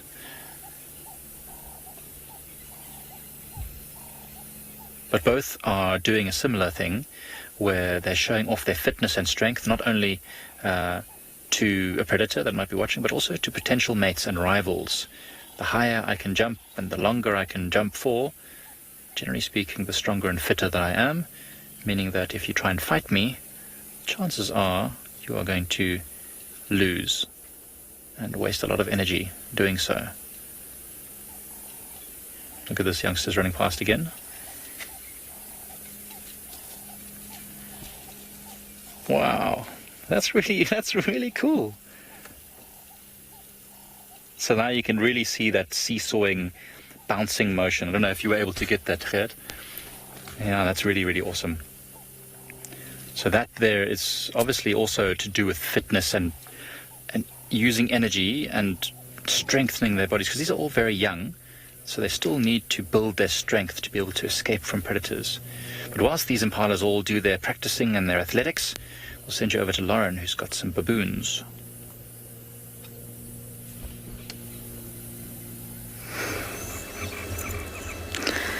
We've just been watching a troop of baboons terrorize some impala, but it's actually very difficult to get them on camera because the grass is so long.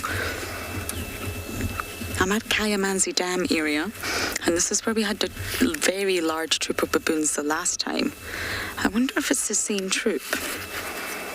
And although they're not territorial, they may just enjoy staying around one area that's safe. Look at this baboon here, Dov. He's chasing all the impala. I don't know if you can see him.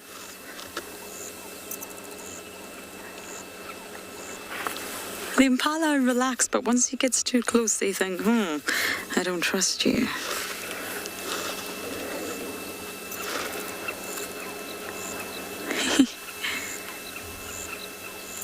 And there's one up that tree there,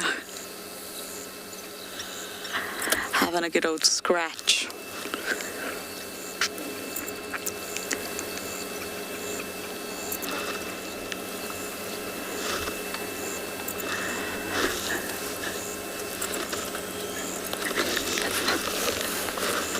Oh, he's climbed down now.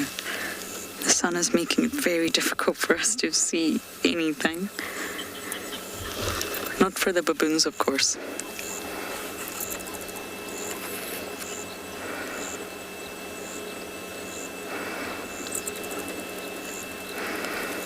Kim, you're asking why do you always see baboons with impalas?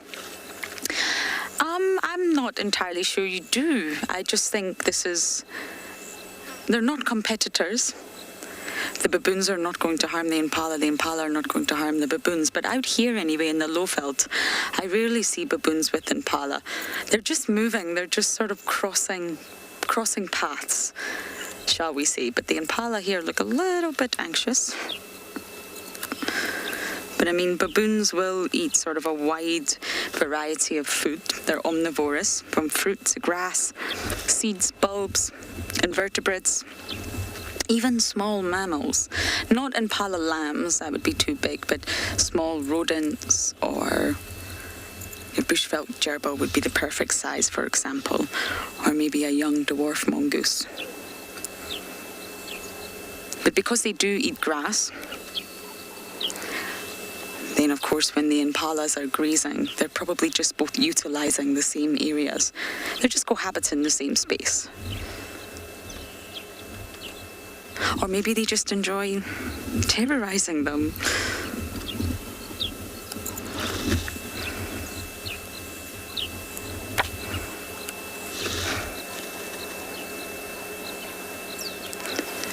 Christian, 8 years old. I just ran through it, but they are omnivores, so they will eat anything, really, from fruit, grass, seeds, small insects, small mammals, and even small birds. Very, very small birds, like your doves, or even your pigeons that are possibly on the ground, chicks. They have a very wide diet, Christian. And they're not territorial, so they just roam. They enjoy to roam, explore, eat whatever they come across, and they can sometimes roam up to 15 kilometers in search of food and water. Of course, they're water dependent. They don't limit themselves to specific territories, which requires effort. If you have a territory and you choose social dominance, then you have to defend it. You have to actively defend that territory. It's chasing the impala. Why? I'm not sure why. Poor impala. But they do have home ranges, so there's a difference in the term when you use the term home range. That's just an area that you will find an animal or a species. It's not actively defended, it just contains all the resources that they need.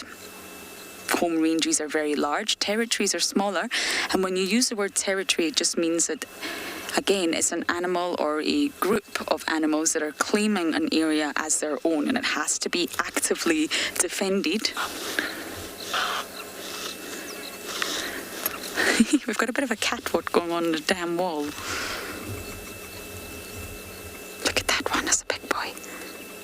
So yes, you have to put a lot of effort and spend a lot of energy in defending your territory, and baboons don't do that. Instead, they just choose to roam great distances.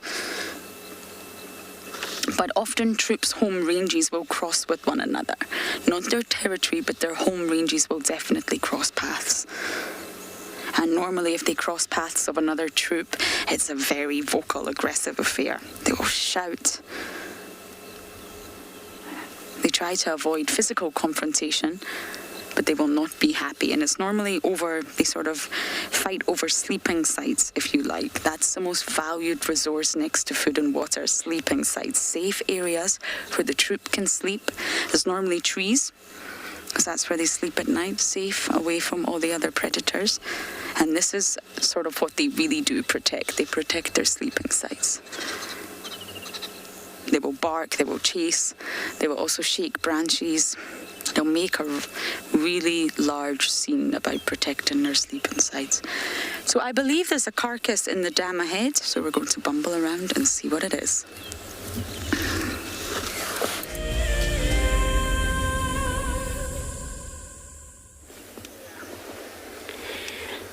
Thanks, Lauren. Now we have picked up another breeding herd of elephants. But this time they're wet.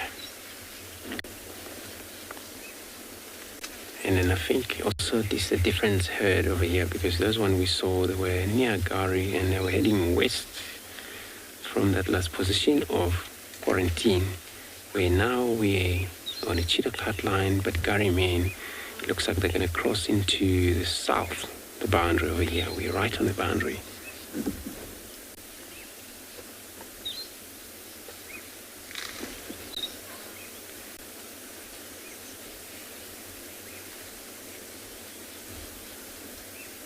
So there's quite a few of a bigger one, and also the young one they have. But everybody's wet, already trying to cool themselves during that heat, just to get a temperature low down.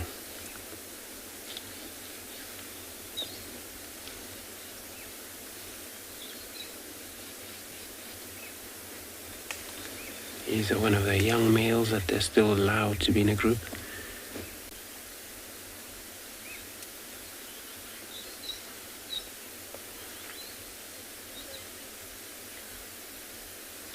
And it looks like this is how they're going to be crossing into the south.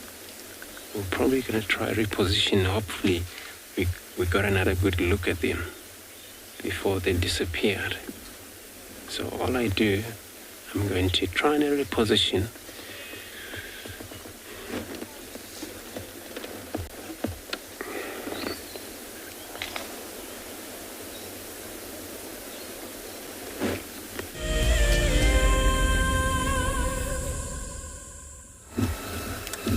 Unfortunately, the baboons have just moved off the dam wall. They were all walking along it catwalk fashion.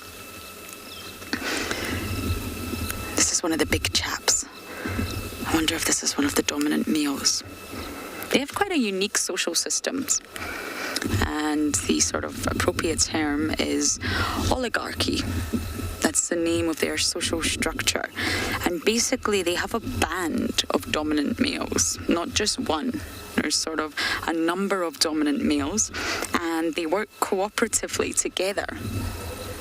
And this is to, well, defend the females, because they're not territorial, remember, so they're not defending their territory. But by cooperating with other males, they're defending their females, and therefore they're sharing the breeding resources. So this allows them to have bigger troops.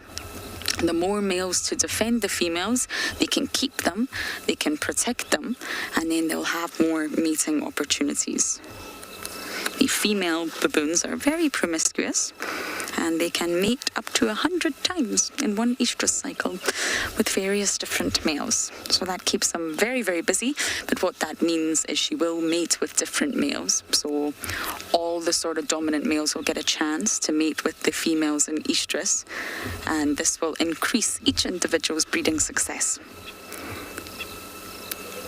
So it's not a harem system. A harem system like zebras or even hippos, that's when you just have one dominant male with a sort of, look at that, 2 shots. Nice shot, Davi. Just chilling with the impala, you know, just hanging out. So yes, it's not a harem structure. It's oligarchy, and that's when there's a band of dominant males. But within this band, there is actually a hierarchy, and normally the younger males, believe it or not, which can be immigrants, they can be the most aggressive and the most dominant. The young males are said to be very, very aggressive because they've got to prove themselves, especially if they've just joined a troop. And the males will be sort of very active with their advertising.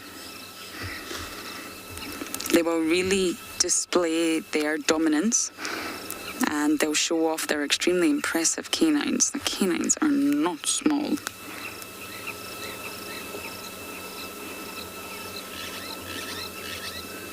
Elisa, you're asking how many babies can a baboon have at one time? I'm not actually sure. I believe it's 1. I'm sure it's just 1 because they're long-lived animals. They can live up to 30 years, and it's a lot of maternal investment. Now, normally the mother carries the baboon on her tummy, and as they get older, she can carry them on her back. And they're born very altricial, which means that they're underdeveloped, and they're really helpless for quite some time. It takes them a long time to develop. They grow very, very slowly, and they go through various different stages. Just checking what's going on here with the impala. They're a bit spooked, but I don't know if it was just one of the rowdy males being a rowdy male. I think so. So yes, they go through different stages. They go from infant, quite a helpless infant. They grow into a juvenile, then they have an adolescent stage, and then an adult. And they learn a lot by watching their mothers and more experienced baboons. And that's how they grow into an adult. So I think it's just 1, but I will check that for you.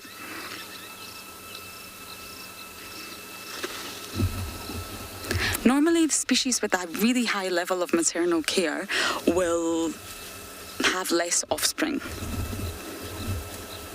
You'll only find them really having 1 or maximum 2.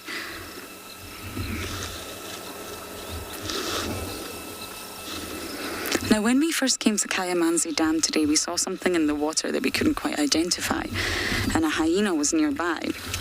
Definitely not a Djuma clanner, shall we call them. I think it's a carcass, and a few of the other vehicles that we've actually bumped into think it's also a carcass. So we're just going to go round to the other side of the dam and see if we can identify what it is, and potentially there may be some hyenas around. Now, hippos, they do have a harem system. They do have one dominant male that tries to get all the females to himself, and he will not tolerate other bulls. But you can have different dominant males, because Kayamanzi Dam's so big, I don't even know if Davi can fit it all in one frame. It's huge. There can be different pods or bloats. There can maybe be one dominant male over here, for example, hypothetically speaking, and another dominant male with his ladies away down there.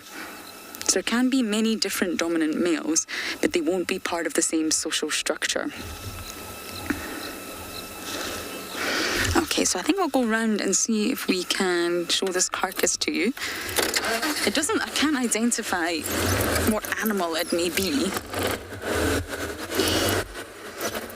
It does have a fawny colour. I'm wondering if it's an impala. I don't know anything about the carcass or how it got in the water. I don't have any details, but I think we'll go and investigate. And apparently there was 4 hyenas around this morning. It would be good to start getting IDs of hyenas that we see around Buffelshoek. I'd like to start collecting them, very much so.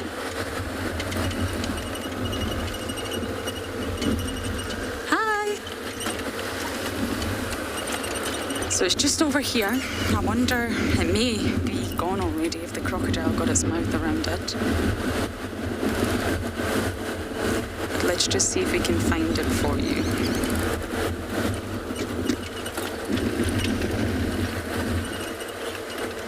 But it's in the middle of the water with crocodiles surrounding it, and it's very deep, and that's exactly why the hyenas, I believe, this morning did not go in to fetch it.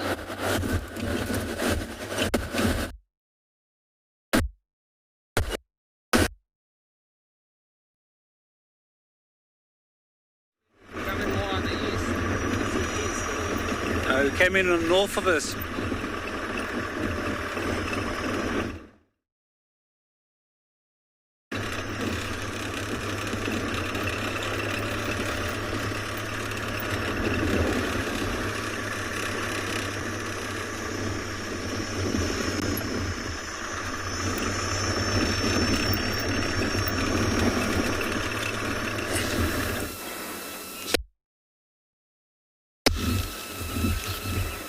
Sorry about that, everyone. We must have went through a little signal glitch. But this is the carcass, or believed to be a carcass. I mean, I have absolutely no idea what it is, but it's floating. So I think it's a dead animal of sorts. You're welcome to send in your suggestions. And it's right in the middle of the dam. I'm surprised a croc's not pulled it under, I must say. But I think maybe the smell was what was attracting the hyenas. I'm not sure if you can see it from here, Dobby, but I think that's one of the crocodiles right at the edge of the water here. It's a large crocodile. We saw him earlier. Yes, so I'm not sure if that's a carcass, why a crocodile hasn't sort of gone for it.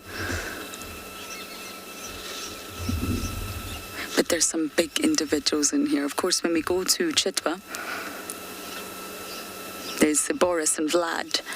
But here at Kayamanzi Dam, there's some very large crocodiles who primarily feed on fish. They're fishermen, but they're opportunistic, and they will snatch anything they can that comes to the water edge. As we all know, there's been some horrifying sightings of animals going to drink and a crocodile coming out of nowhere.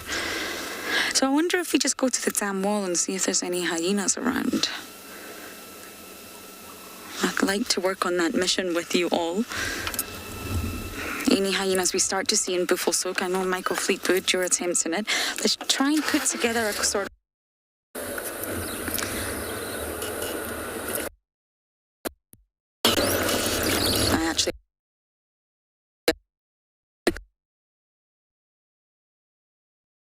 Belongs to the same husband. Sorry, Lorraine. So yeah, we now left. The elephants have moved across to the south. So we're going to be checking around here. I know where Columba, she was actually recorded, seen around here this morning, but crossing to the north, where the guys they couldn't follow up on her there. It looks like she just disappeared into that eastern side of Mlawati. So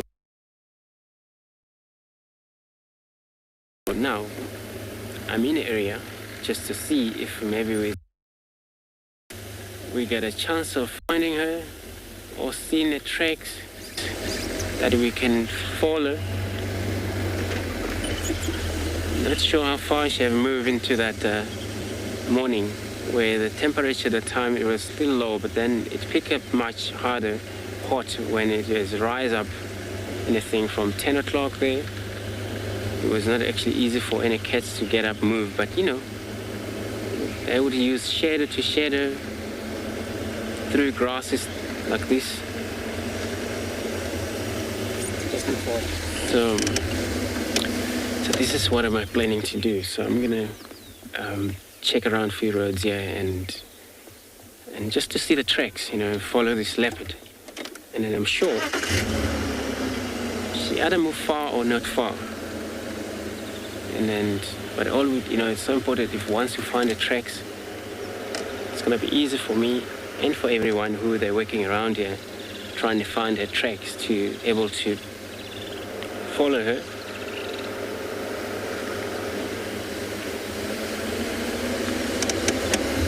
It's quite a lot of a drainage line system where she might maybe stuck or slip in those shadows. It's a beautiful bird there, Simon. Again, looks like there's a juvenile over here of a lilac-breasted roller. We talked earlier about that, you know, this type of bird, it's the time they raise their chicks, which is now, this time of year. And the reason I'm saying it's a chick, it's still a young one, that it's because of their tail is still square a lot than the two wires sticking out at the back there, or racket tail. So it's still young. The mother could be around further distances because she's gonna keep an eye on the young one. And then as it's gaining a lot of experience how to survive because they're gonna be independent soon. They were able to take care of its own life, hunt for its own. So this type of bird, it's got a beautiful color, about 7 different colors there. All you see on the breast, it's all lilac color that you see. But if it's ever a chance, you have a beautiful light, you will just witness a beautiful color.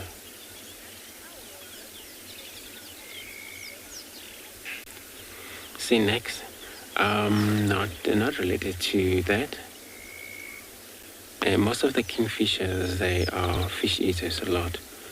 A few of those are actually, you know, feed on land, which for insect, which are those of woodlands kingfishers and thing. But you look in this, they would, you know, slightly closer to, you know, most of these, you know, hornbill, but not closest. Or these greenwood hoopoes and things like this.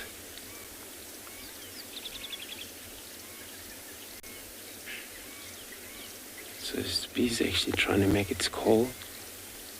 It's probably the parents follow, or they make a call that has to move, keep up with them far down there. I can hear a call. Looks like that was a call that the mother has made, so that the young one must fly into that direction.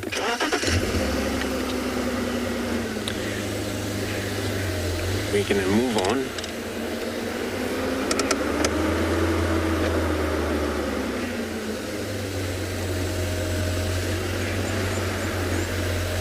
It's been actually very hot today.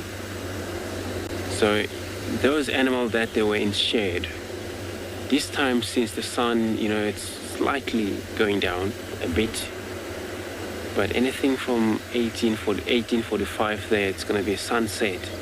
And that's where most of the animals that don't really move into very heat day or very warm conditions, they would mainly try and shore themselves up, move about,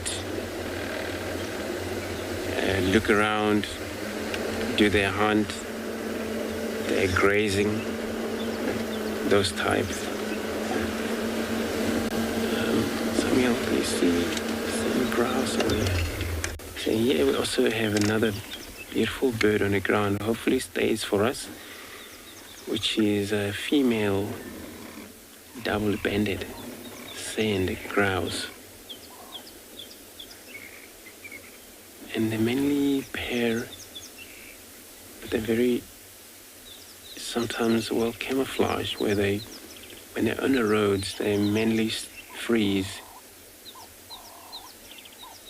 And the reason for that is that they watch in the sky. They get sprayed by hawks, eagles. So this is all about crossing the road, but safe when they do that. So immediately if they spot any eagles out there, they're just going to move faster into the grasses and stop, freeze.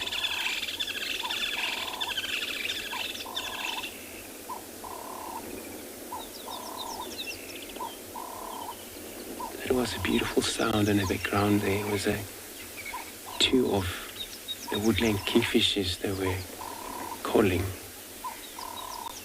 and a capped turtle dove that is giving its own instrumental.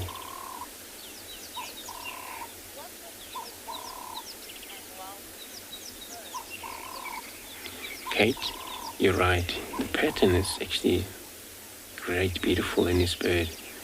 Don't know if male will come out while here, but that even more than that. See a lot of a white and a brown. Printing. They mainly nest on ground. They're a ground bird. And what's so special about them is that they drink water dusk and dawn, where if you're near a water hole that time, once it's lightly dark taking places, they all arrive from different places as a pair of them drink. And the reason for that is that they have a chance to actually carry water through their throat feather, and they'll fly with this feather being so wet back to their cheeks if they're nesting somewhere for them to drink, the young one. It's actually what's a way of bringing water to the young one.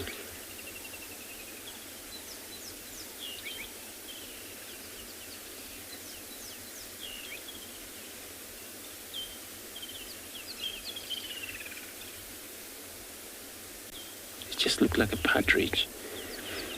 What type of these bear fowls around here?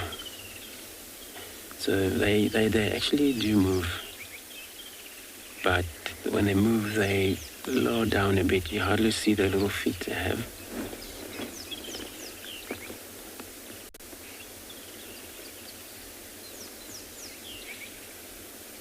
And they'll eat grass, seed, most.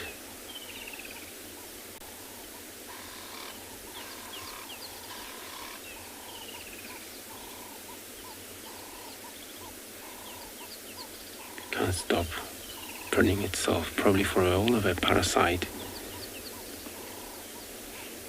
in their body.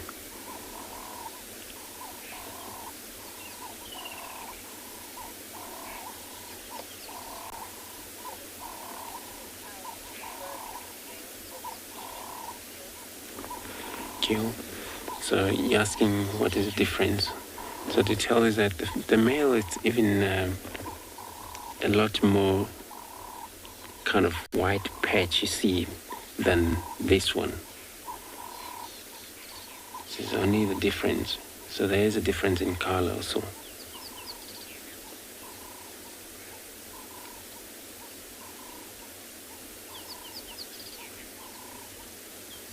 many of birds like this, sometimes you find a male's a lot bigger, females are a lot bigger, males are a lot smaller.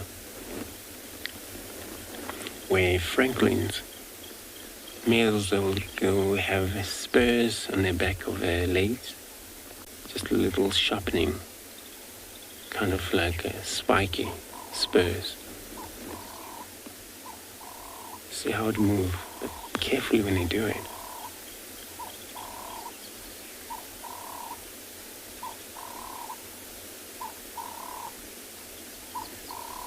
If it was a francolin, one of the spare files, you will see it's properly legs.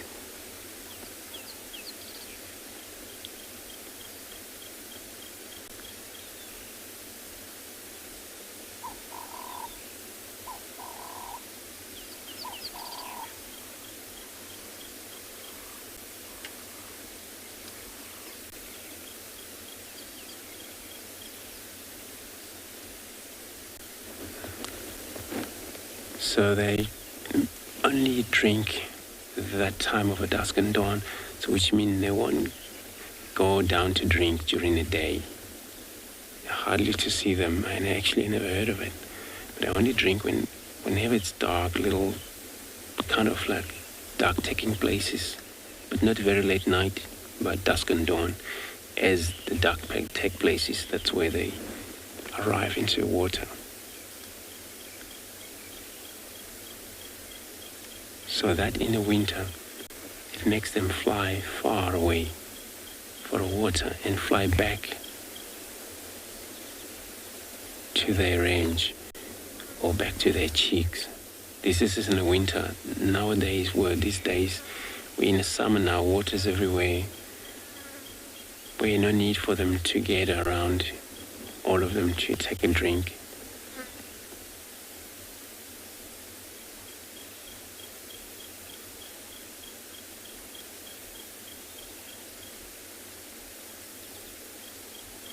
There's Impala trying to cross the road, the far side.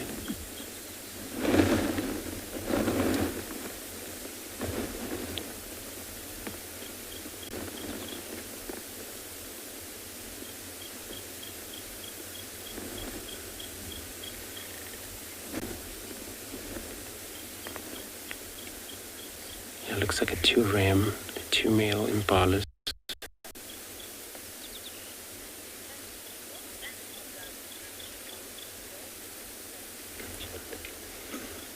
Sorry, do you want to repeat that question again from Sesikesi?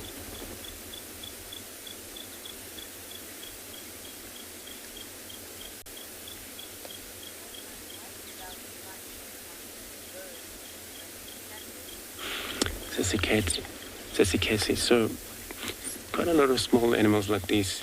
What would imagine them? Probably those eagles, most hogs. And they don't like mix with the other birds as well. So that's where you find them separately like this. Sometimes can apply those situations when they're vulnerable because they're outnumbered and they don't actually have a lot of a lookout. But the hawks mainly. This type of kite we have, yellow-bellied kite.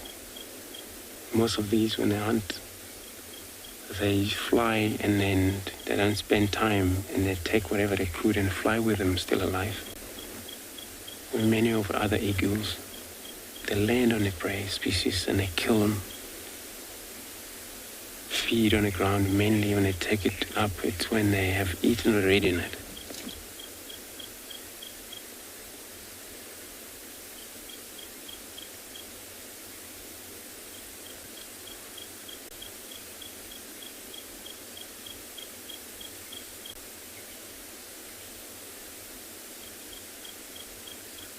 Is clear ground. In generally, most birds species, so their digestion is even a lot stronger than the other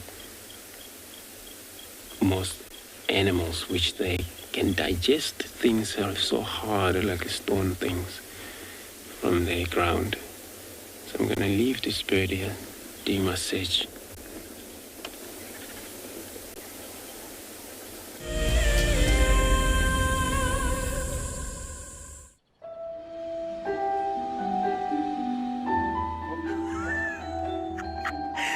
just pretended to be dead. Oh, that was amazing.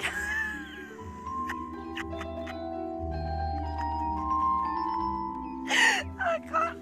How do I it's like that is hands down the coolest. Expect the unexpected here on WildEarth Daily. Hi, my name is Taylor McCurdy and I'm coming to you from eco training here on Pridelands.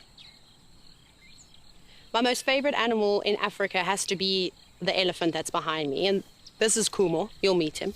But elephants just in general, they're really sociable, they're always doing something, and I love to see the interactions between the members of the herd. Catch up with the guides daily here on WildEarth. For the month of January 2021, we are offering a chance to win a unique WildEarth expedition to the magnificent Tswalu Kalahari. From the ancient Kortai's Koranenberg Mountains to the southern Kalahari's red sand dunes, Tswalu offers what travelers crave most: space and time.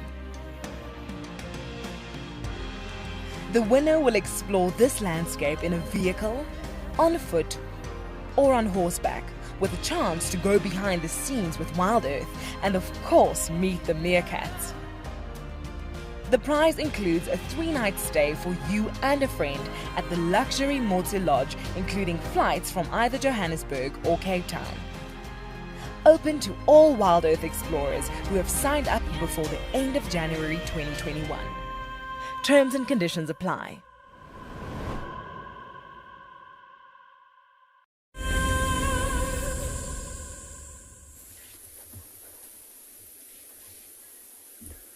So have a look at this beautiful young man. It's just moved from an open area into this. It was feeding off the grass. Now I don't know, maybe if there's leopard or something. Let's just give it a bit of time. We heard.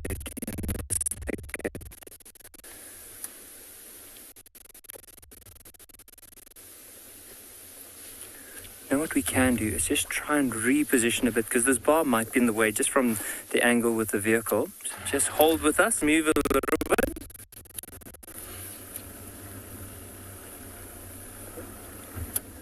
Here we go.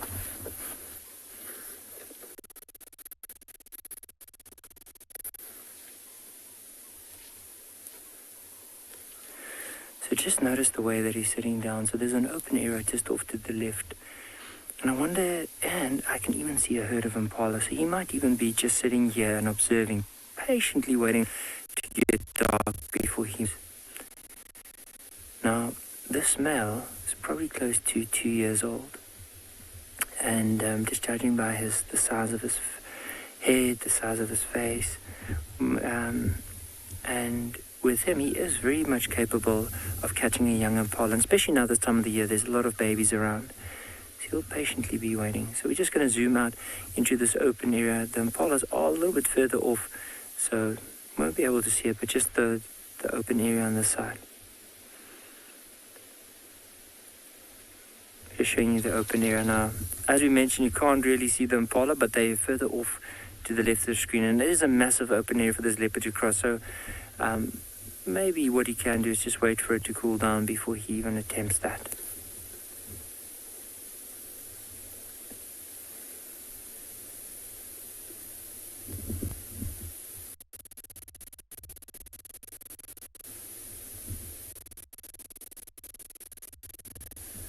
Leopards are doing.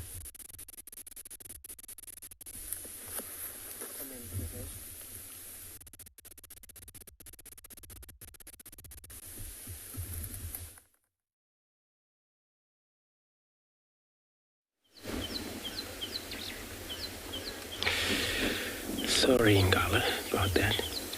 Now we have another bird over here posing for us. Very nice. And there's little twigs, which is a swanson's, Franklin's. It might actually go down because there's another one calling from the ground. One of the big Franklin around here, spare fowls. Swanson spare fowls.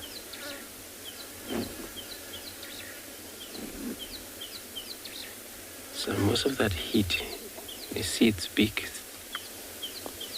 quite a little bit of an openness, trying to dehydrate and also cool off itself. Almost like a normal birds, chickens at home as well. There it's actually probably for a lookout, because many of them are on grasses. They spend a lot of time on the grasses. And when they're right in these slightly logs and maybe sometimes up in the trees, just for a lookout, if it's safe, still safe wherever they are. And maybe they'll probably sleep around here, because now it's getting late that they won't going to travel far away.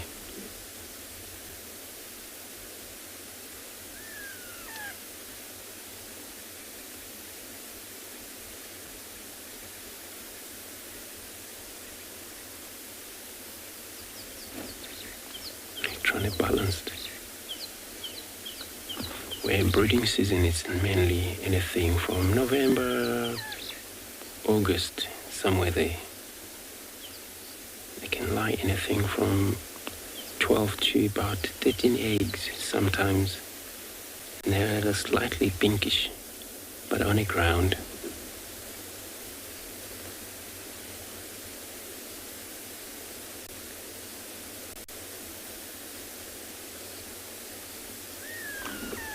But in this area we have all 5 different species, so started from this.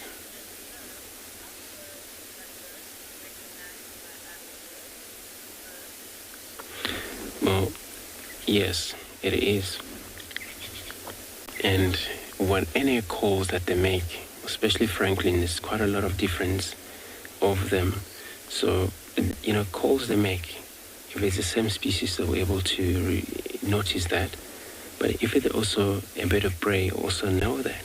But if it's another different species of Franklins, they'll also know that.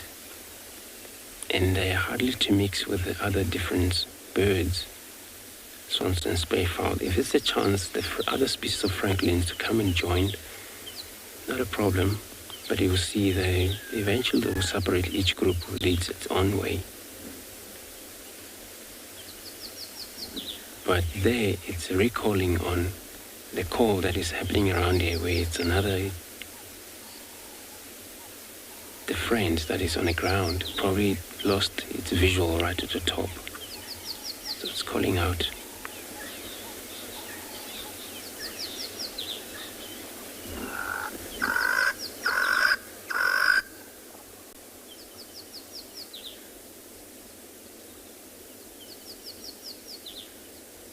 Beautiful. Yeah, the other one responding, coming in closer, because they heard a call. Like I just explained, this is about the time they might get around, sleep in the same area. For as a male, he has to make sure that everybody back into a group. It's a very much beautiful song there.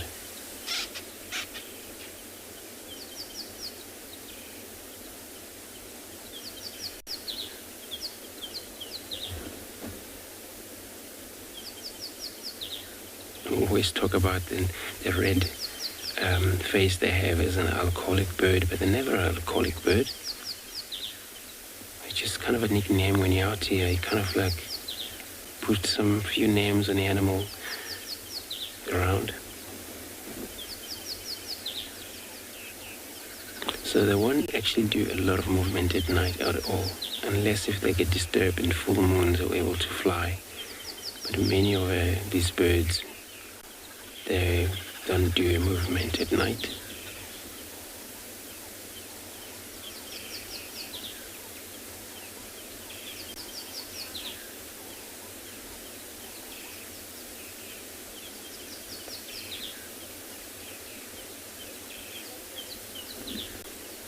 So I'm going to leave this bird now to my continual search.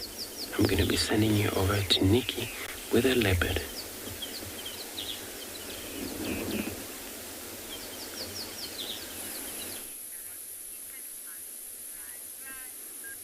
have a look at this male now, how he's just lowered his head. He's trying to rest, but even though he is resting, look at his ears. You'll notice how they're moving. And what he's basically doing is he's keeping a 360-degree awareness of what's going on around him. There was an hyena earlier on that moved past, and it probably picked up the scent of this leopard. What's quite interesting about this particular individual is if you look at that right ear, if you see the left, you see how well-rounded it is towards the tip, and then that right ear almost looks like at the very end of it, there's this little dip in the ear. But very, very comfortable. And it might be, remember we said there were some impalas earlier on, so it might be that he's just moved, stopped here. He's basically looking in their direction as we speak. Just rest up, waiting for it to get a bit darker, because often when it's dark, some of these impalas will move to these open areas because it's just, it's easier for them to spot. Prrivate, I agree with you. Finally, some spots. I don't know what has been seen like with all the other ranges across the different reserves, but we're very lucky to see leopard.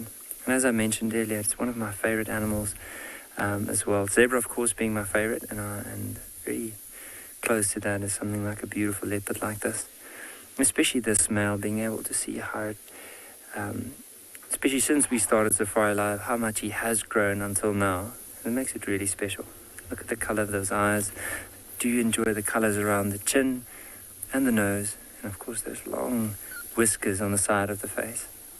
Basically when he moves in thick areas like the one just behind him, he'll be able to feel if his body will be able to move through there or not. And if he's going to make a lot of noise, if he eventually decides to go for those impala.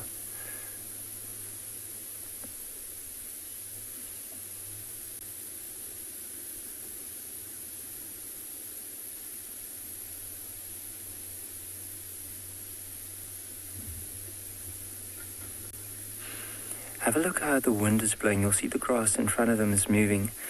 Now, just picture, he's lying down in a position looking at these impala, and the wind is blowing from the impala straight towards him. That's why now and again he'll just pick up his head like that just to have a good sniff.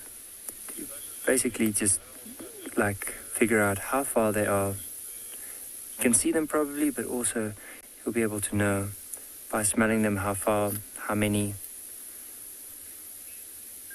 Christine, leopards don't really roar, but they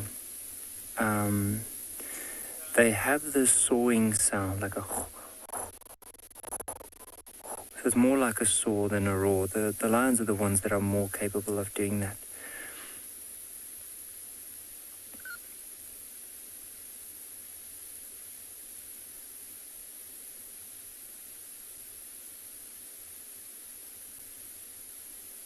If you notice, like if you look at his left ear, so the ear that's closest to us now, if you follow it down, there's 1, 2, 3, 4, 5 spots that are in a vertical line down, and just under them there's quite a few spots horizontally. Almost same on the other side as well.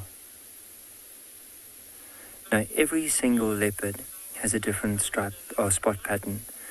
I nearly said stripe pattern because I was thinking about the zebras we mentioned earlier.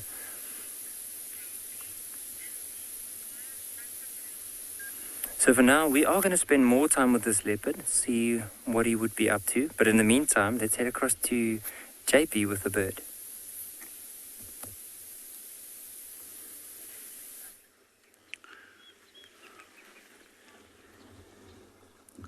Good afternoon and welcome back to Tswalu. We've been scouring quite a few waterholes this afternoon in search of some form of life.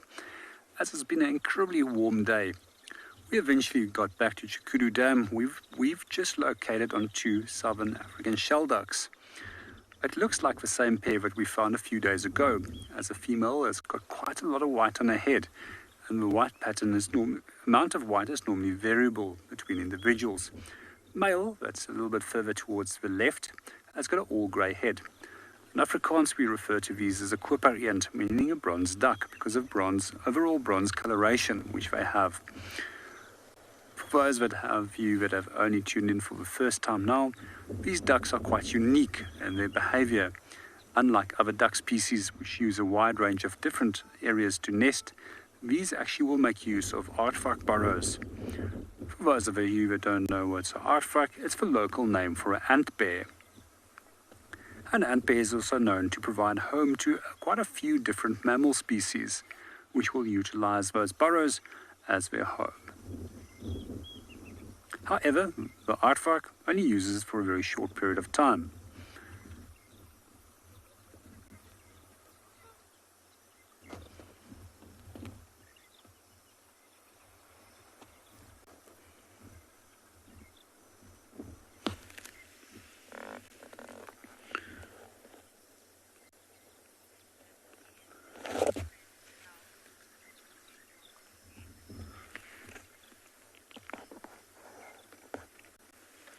Good afternoon, Ian, and welcome to the show. I assume that they would help because they're a monogamous pair and they do mate for prolonged periods of time. So, as far as I understand, is that they mate for life or for several seasons, and some species will mate for only for a single season.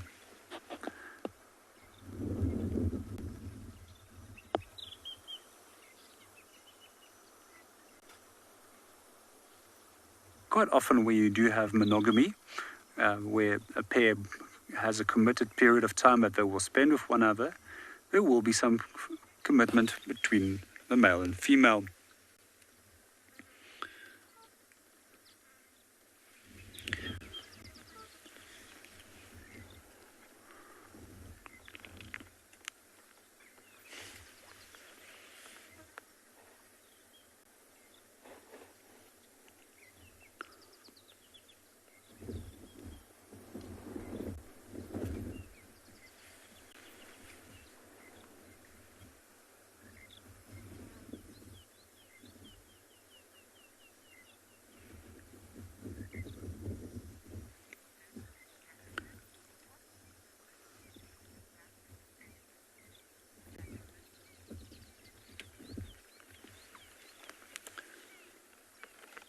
Good afternoon, Jackson. To answer that is generally referring to genetics.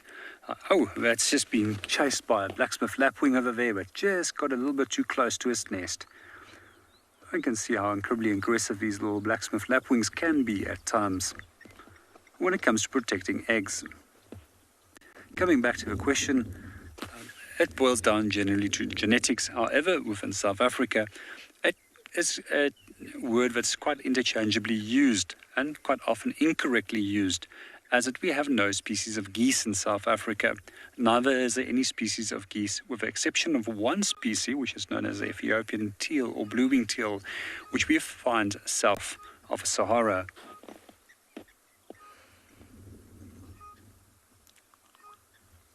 So when the Dutch settlers arrived at the Cape, quite often they found fairly large ducks such as the Egyptian geese and a number of other species such as spur-winged goose, which was therefore incorrectly referred to as a goose.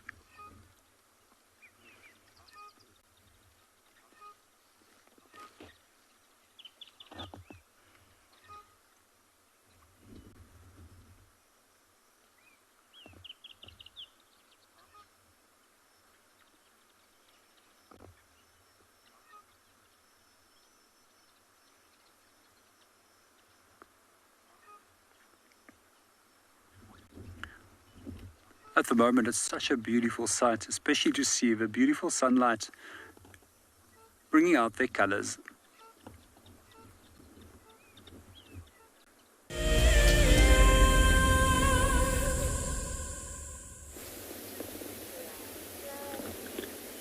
Thanks, JP. So we still continue here on the search, but we stop just to experience the sun setting there, which soon is going to be gone.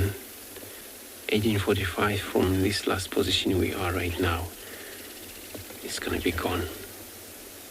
So all you see is just the beauty of a golden horizon. So nice. We can take a moment here, just listen also the birds on the side, the background.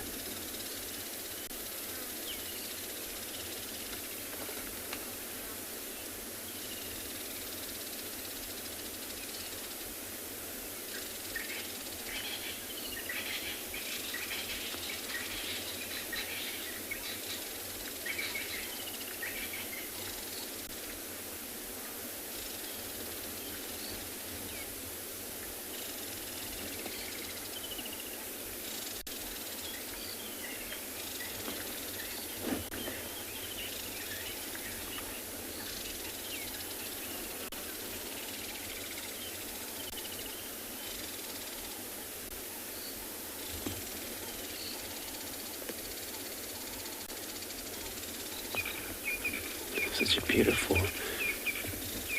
birds, amazing calls. So now the sun's going down. We're going to in a time where we'll operate with spotlight. This is where we're going to be searching around for nocturnal animals that we may come across, because we're still on look for our princess clamber.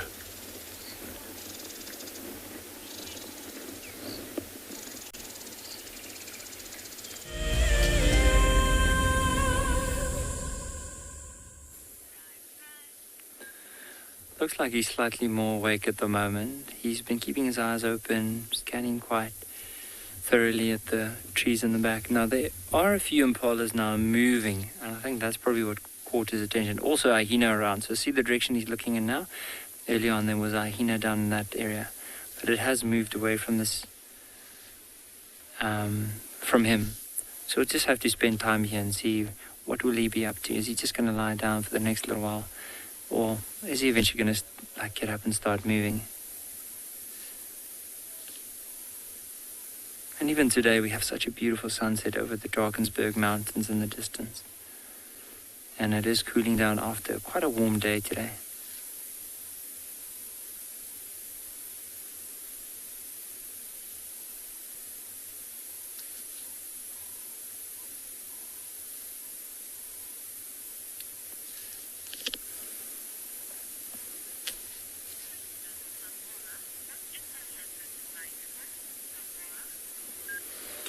So Mo, I used to know what the leopard's bite force used to be in PSI. If I'm not mistaken, I'll have to just go and double check. I know something rings the bell around 200 PSI, but I'm sure it's slightly more than that. So I'll have to just go and double check, and hopefully on our next drive I'll be able to let you know. But I do know I'm sure it's quite a hard bite. Not to the extent of a lion or a hyena, which is probably going to be 3-4 times the bite force of this leopard. But I mean, he's still capable. Like, just look at his overall size. If you look at the size of head, the overall body, he'll probably weigh, and this is just shooting out of the hip, probably around, let's say, 65-70 kilograms, which is a lot of strength. I mean, that's all power. And pound for pound, he's a very strong cat. I mean, he's capable of carrying at least his body weight up into a tree. So let's say if he had to catch an impala, he'll be able to almost hoist a fully grown impala ram into a tree, which is really strong. And of course, he has to take his weight as well into that tree.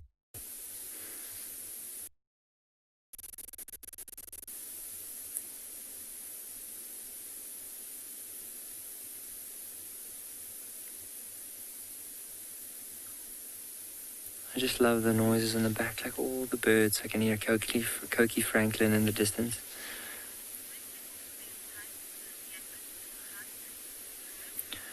Stewart leopards are very opportunistic, and basically they can hunt any time of the day. They prefer hunting more at night because they have that element of surprise. They're able to sneak up a little bit closer towards their prey in order to hunt. But, I mean, if a leopard is lying down in the tree and an impala walks under the tree in the middle, in the heat of the day at 12 o'clock in the afternoon, that leopard will take that opportunity because it never knows when its next meal is going to come. So if there is an opportunity to hunt and it knows that it will probably be, there's a good chance of being successful, that leopard will take that opportunity. But ideally, they are nocturnal. So in other words, they do move mainly at night and hunt at night. And so this one could just be waiting for it to cool down. Now, I've seen with young leopards, especially young male leopards, where they'll go sometimes for the water birds that's near the water's edge, especially at night. They could scavenge off a smaller predator, like something like a jackal, if they catch a scrub hare or something else. And birds. There's a young male leopard that's often seen here that used to catch vultures. And this one I have seen catching fork-tailed drongos, like all the baby chicks in the nest. He used to climb up in the trees and then grab the little babies and then eat them. So very opportunistic. Anything they can possibly get, they'll go for.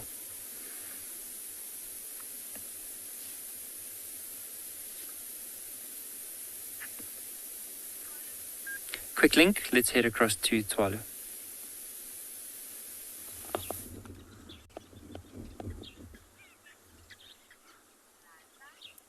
Welcome back. We still at Chikulu Dam, still watching what the birds are up to. And we just noted that the pair of blacksmith lapwings, which we've been watching over the last 10 days, have their chicks eventually hatched. And we're going to just try and get them into the screen. They're absolutely tiny, tiny, tiny. There's 3 of them that's walking around there, very close to one of the adults. So these little chicks, when they hatch, they can immediately start feeding and fending for themselves. However, Mom and Dad will keep a watchful eye open and quite often chase away predators or other potential threats, such as the shell ducks that came too close to them. We also quite often see that these birds will quite often display a broken wing, display where they will pretend to be injured to distract predators away from the chick or the nest.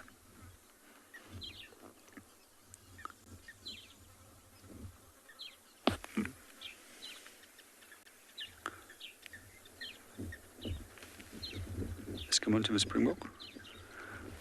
We've just got a springbok that's coming down to drink.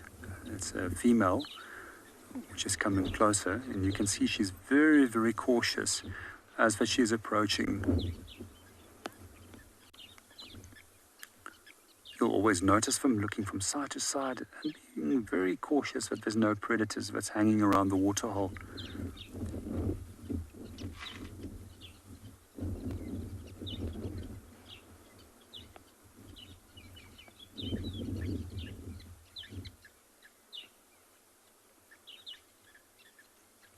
In Tswalu, we do not have crocodiles. However, there's animals such as cheetah and leopard that can potentially hide very close by to a waterhole and ambush animals such as a springbok when they come and drink.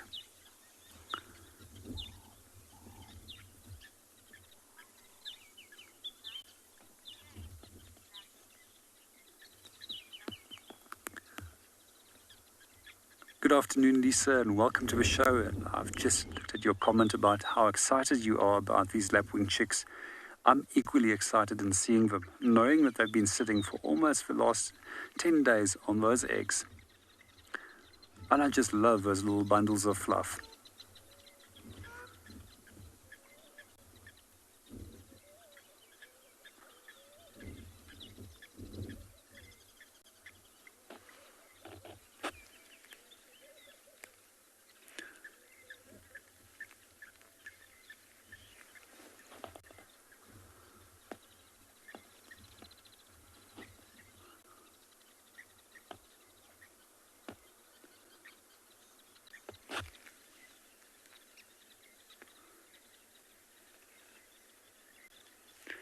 Our springbok has just disappeared. It's decided that it had more than enough to drink and didn't want to expose itself any further to any potential threats that might be hanging around.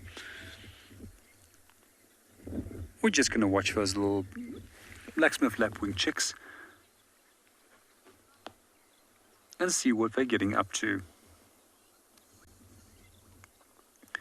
In the meanwhile, while we're watching them, we're going to hand you over to Lauren, who's currently viewing a group of hyena. I made it. Took me a while, but I'm at the den. Now, I was a little bit surprised at who was at the den. We've got andBeyond here. She classifies as an adult, which is why we can stay here. But Comet was also here when we first arrived. andBeyond and Comet had some kisses, and he's wandered off, but someone's whooping in the background. I can hear the iconic whoop. Now, all the cubs are out, except June's little one and Shimbulu. I don't think I've seen Shimbulu. Hearts, too, are inspecting the car, as always. You guys just love this car, and I'm not sure why. It's the smells. They must smell fantastic odors from the tires. And Corky's little one, hey. They go straight for the tires, straight for the rubber.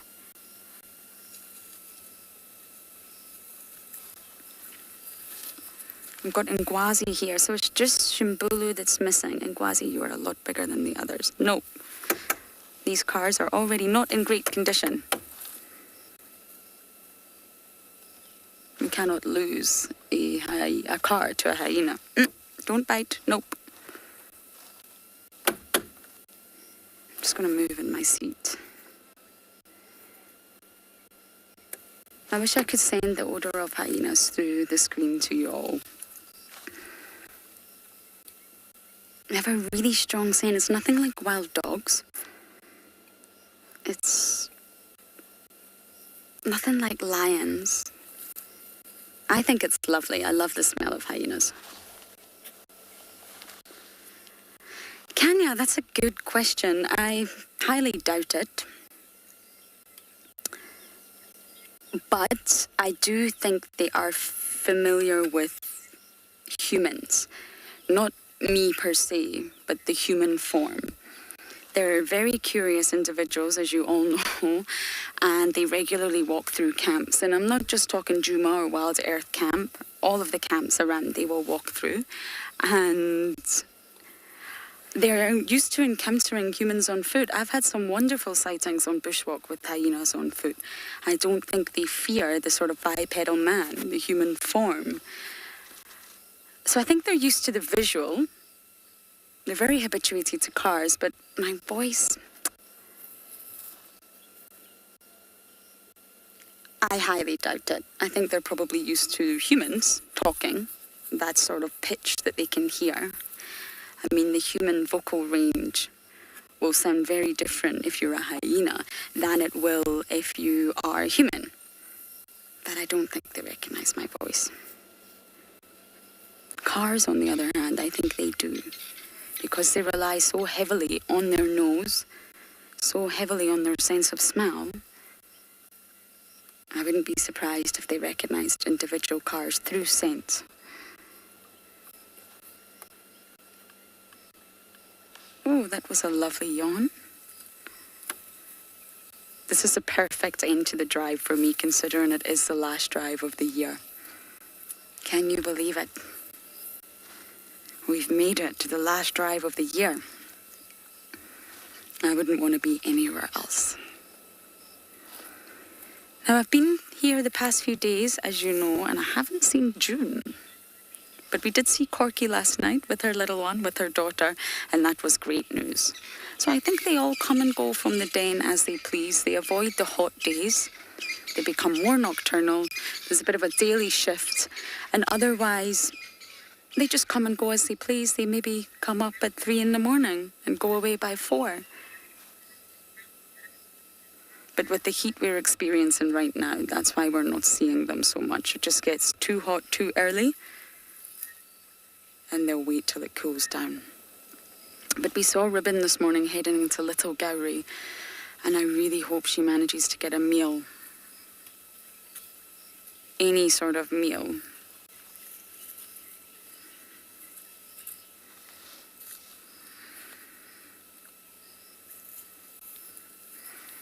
Okay, so we're going to sit at the den as long as we can, as long as Indabelle is here. And we're going to send you across to JP and his giraffe.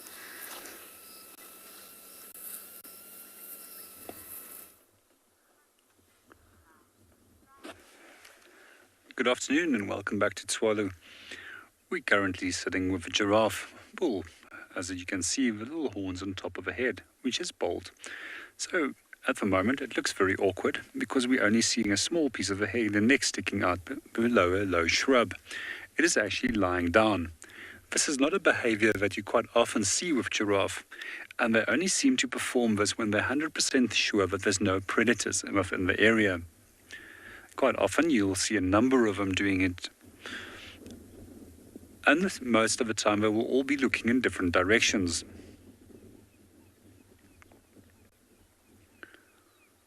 So recently I was also asked if giraffe do lie down. Yes, the answer is yes. They sometimes do. However, this is normally young individuals that do that.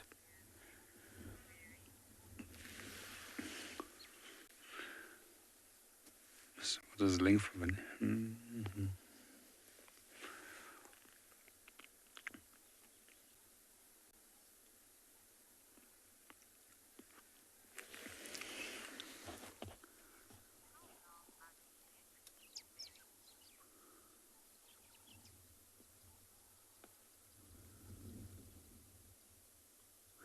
One of the things that I find particularly fascinating about the neck is that it's got a very long ligament that runs from the head towards the shoulders. So one would actually think if a giraffe actually has to bring its head up, that is where it would take the stress. However, the stress on the ligament is when it actually does bring its head down. We also find that giraffe has got an equal amount of vertebra in their neck as that we have and all other animals have, or mammals have, and that's a total of 7. On top of that, they've also got a very unique configuration of an atlas and axis vertebra, enabling them to tilt their heads at a 90-degree angle.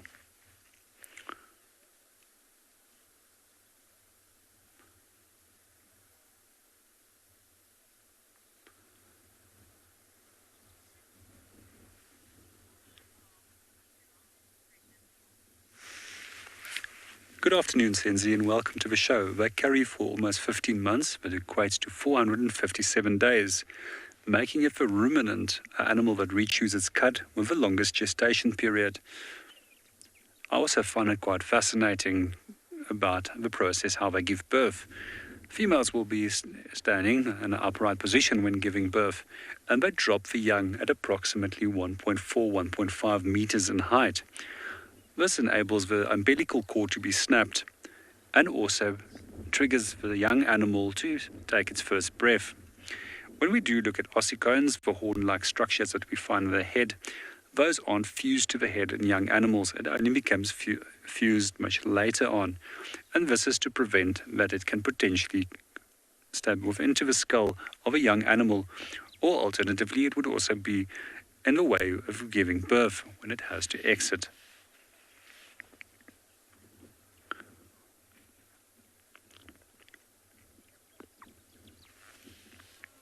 Our bull has decided that it's time to get up, and it seems as if he's going to move on.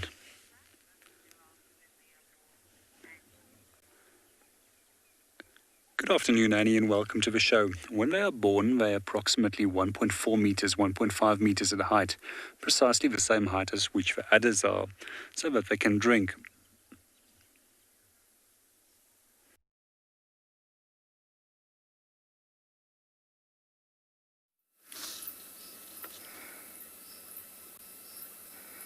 Sorry about that. I'm sure Tswalu will be right back with us. Now, NIKKI's having a very good groom. The cubs have explored the car, and I think they're done with it now. It's no longer that exciting. And it's all very quiet at the den. Now, NIKKI, you may think, looks like Swazi. She does. And Swazi's twin. Swazi's sister. The offspring of Pretty. Pretty was a very high-ranked female who was really pretty, and unfortunately she's no longer with us. She was a large female, and we saw her quite close to the end, and she was not in a good way, I'm afraid. But NIKKI and Swazi have just thrived and survived, and Johan and I had a fantastic sighting with the two of them hunting. On quarantine, they were hunting a wildebeest calf. She smells something. It's probably me after a day like today.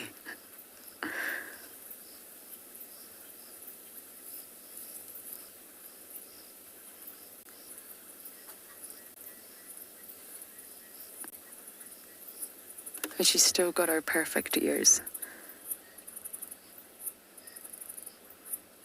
Where she sits in the clan, I'm not quite sure. She's still one of the younger females, but I have seen her being dominated.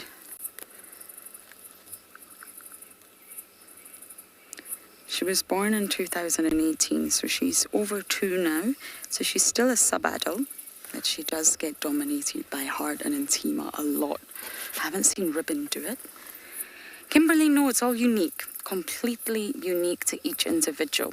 They have it from a youngster, from birth, and it remains the same in each individual all the way through to adulthood. It's completely unique, and that's how we actually identify them. Now, if they've got a sort of unique ear like Ribbon, or a floppy ear like June, of course, they're very easy to identify. But other than that, we use a spot pattern. And it's not easy. I sometimes get it wrong. Sometimes you've got to double take your hyenas. But generally speaking, we use a spot pattern on either side of the rib cage. Now, if she leaves here, unfortunately, we will also have to leave. I don't see any signs of an adult or any other adult. But I will check around before we leave, because I would really like to spend more time at the den.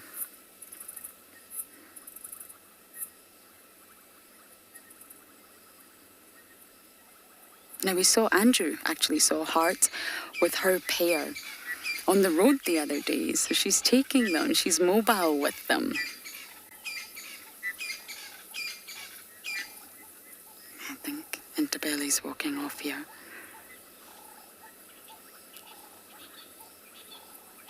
So it's time for us to leave, little ones. We will see you next year. They are all just in front of the car, but before they come wandering, we are going to make sure that we leave. We might see an adult on the way, but I'm not so sure.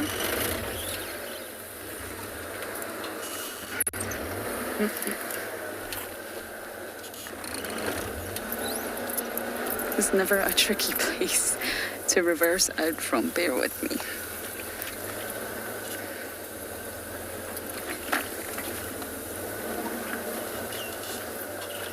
Okay, I'm going to navigate my way out of here, and we're going to send you across to Andrew.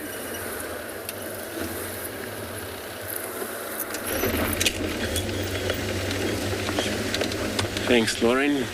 So everyone, as you can see now, we started to work on the spotlight. Using spotlight, it will actually work better for us. Assist checking around as is the dark is taking places. And we're able now to rely on the spotlight. Wherever the beam of a spotlight goes and our eyes is there. So if there is anything, we'll see, or usually it's a rise to reflect back, then we know there is something. There's a difference from cats or nocturnal individual. Their eyes are different to diurnal animals. So that's how we're gonna work around. Hopefully, you know, we come across our Kalamba still crossing the road or still moving along these roads. If she's still around, hasn't gone back south again, where we checked the boundary. There's quite a lot of cars been driving in there during the day. So we're checking in case she didn't cross back south again. That means that she's probably still around here. So more likely later to work around Gary Dam side, because if she in here, then she might probably push further north to close to Gary Dam, that side. And that's where we're going to be looking. But anything we're going to find, you know, have a lot of actually night animal that out about at night, moving around. Galagos, those type of bush babies. Another one that moves at night, and the owls.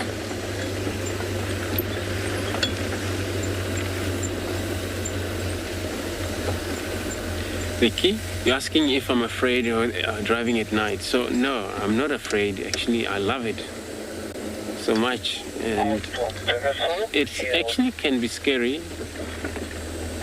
if you got maybe broke down, but that's no more luckily happening. So we still get around well, got a spotlight to shine around. So it's cool actually, I love it. You know, night drive, it's always so important because then it's different to a day drive. You're able to see a night animal if they're out about. So I'm gonna continue now, search around here. I'm gonna be sending you to JP with this bird.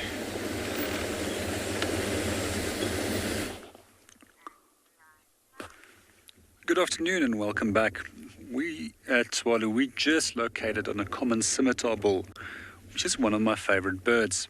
So if we look at the common scimitar bull, it's got a fairly long, decurved bull, a bull that is pointing downwards. And this little bull is quite interesting. It is designed for probing for insects. And what we also find is that they've got very specialized cells at the tip of the bull, which can distinguish between edible and non-edible particles when they do probe for food. Quite often, this bird is confused for another bird that's known as a green hudupu, who has got all red legs and a red bull, where the common scimitar bull has got black legs and a black bull. They're also much smaller, and they tend to be only found in groups of 2 or 3, maybe maximum, compared to the wood hupus, which sometimes will form groups of 6 to 12. What I do find quite interesting about this group of birds, which includes the scimitar bulls, the wood hupus, and the hupu, is that they have a special relationship with a bacteria which lives in their preen gland. And this creates an obnoxious smelling chemical which is used as a defensive weapon against potential threats that would like to harass them. They also fell their little ones so that they can stink and that they are unpalatable. Therefore, they are overlooked by predators.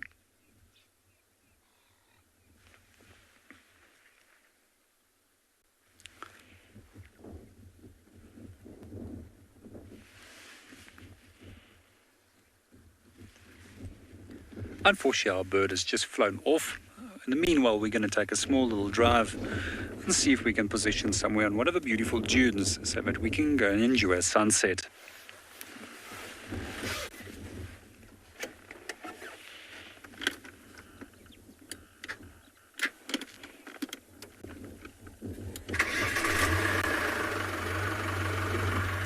There's no signal.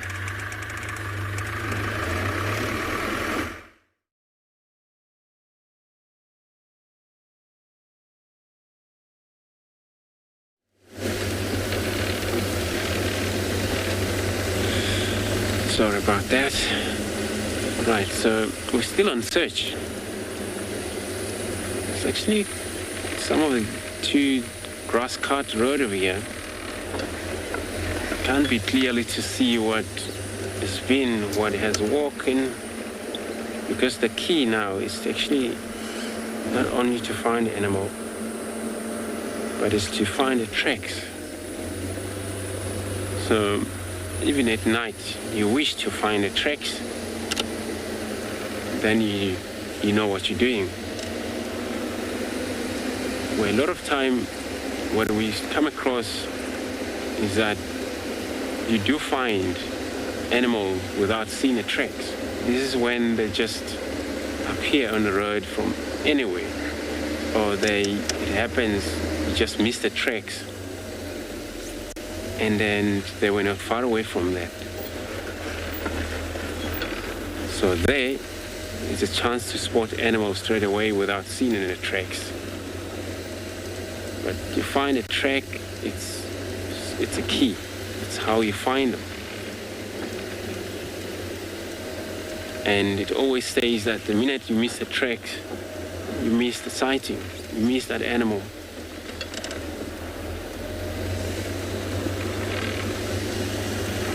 But the spotlight doesn't actually miss much. As long as you keep your eyes in the beam of the spotlight and whatever blink the rise for a distance, you're able to pick it up. Actually, I haven't seen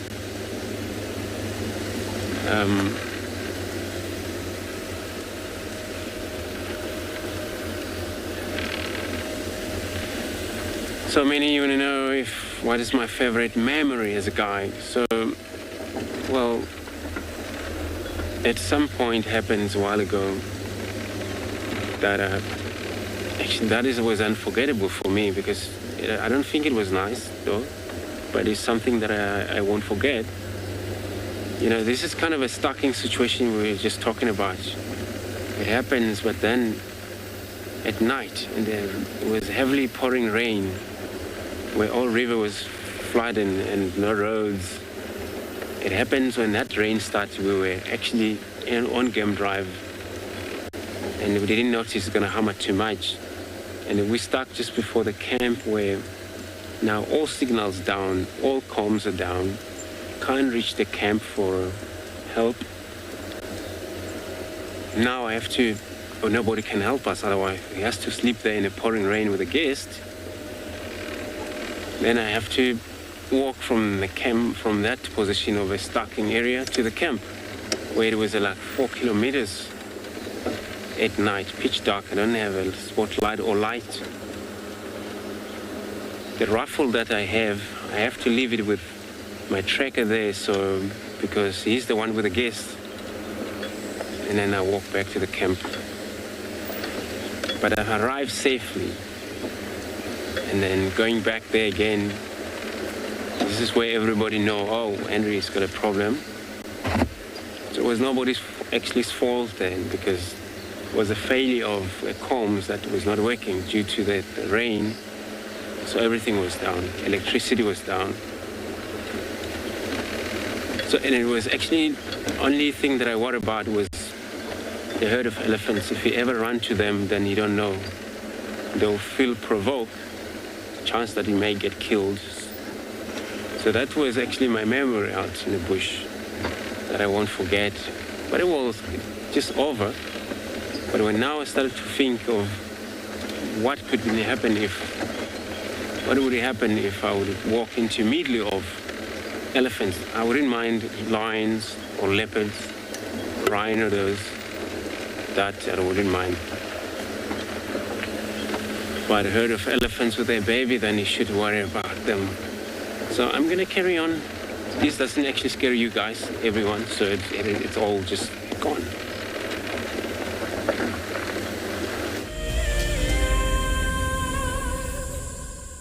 Have you been watching WildEarth and dreamt of being right there on safari with one of the guides? Well, now you can. WildEarth is offering you a chance to buy a ticket to dream. You or a friend can hop on board a live WildEarth show and join our guide on safari. The ticket is redeemable at any of our locations, anytime in the future. Only a limited number of tickets are available, so don't wait. Get your ticket now and start dreaming. Terms and conditions apply.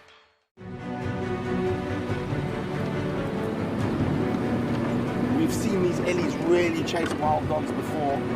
Let's get into the spot. There we go, here it comes. Look at that, isn't that amazing?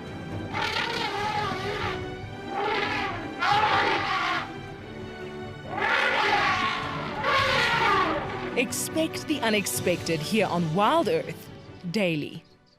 This is Rusty. He's my favorite vehicle, and we've been through all the good times here in the bush. Now, if you feel a connection to Djuma Game Reserve like I do, then we have a fantastic opportunity for you. You can have your name engraved on a brushed metal plaque, just like this one, and we will attach it to Rusty so you can always be with us on safari in spirit. We will even send you a digital photograph once your plaque is mounted on Rusty. Spaces are limited, so grab your spot now. My name is Taylor McCurdy, and I work for Eco Training. I love hearing from all of the viewers. However, I particularly enjoy those of you who have been watching for a few years. Your questions are just so advanced, and they really get me thinking. If you'd like to ask a question on WildEarth, you need to register on our website. Once you've done that, head to the live safari page and submit your questions below the live feed.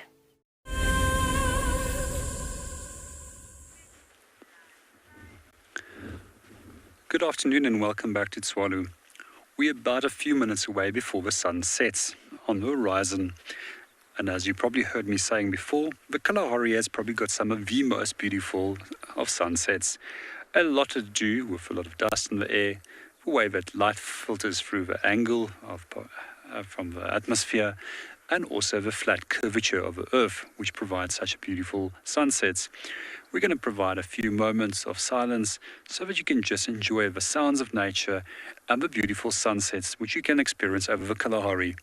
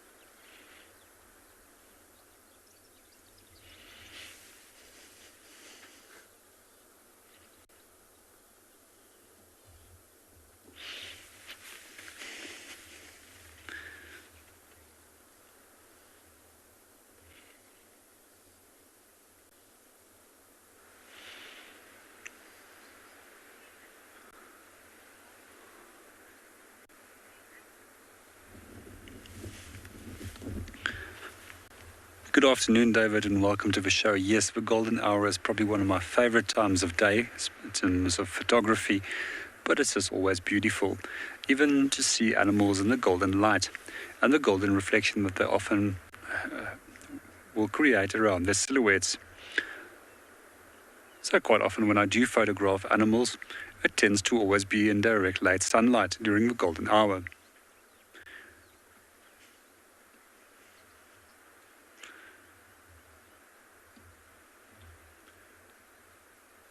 I just love the silhouettes that these golden glows around the animals provide.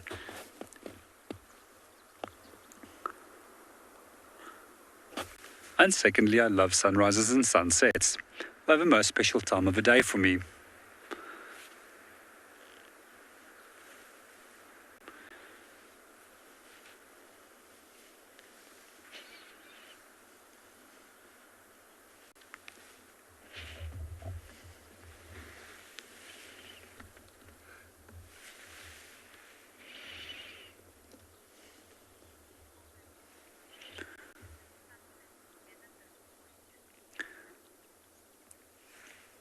Good evening, Mandla. You 100% will never ever disappoint.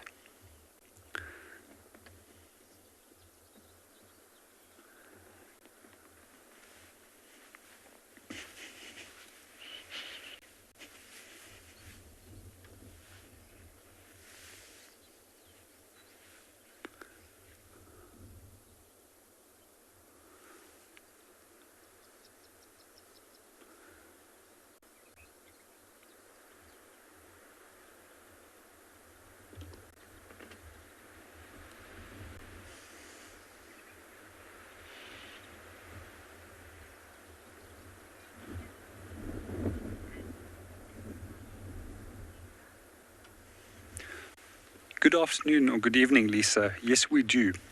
So it depends on the time of the year and what we are looking for. So most of the nocturnal species that we do find, such as Cape fox, bat-eared fox, aardwolf, brown hyena, they tend to be active in the cooler parts of the day. The same with aardvark and pangolin. However, in the summer months, we have to stay out very, very late or get up very, very early in the morning, as they're only active around about 2 o'clock to 3 o'clock in the morning.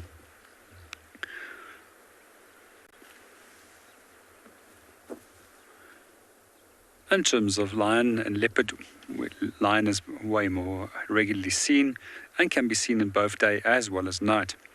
With leopard, they're a little bit more scarce, and we every now and then will see one, and it's mostly always at night time when we do find them in this area. That's quite interesting when it comes to leopard, that they will, in some areas where they have no potential threats and where there's no human impact on them, they will actually hunt during the daytime and be more day active. However, in areas where they are disturbed by other potential predators, they tend to be more night active in their behavior.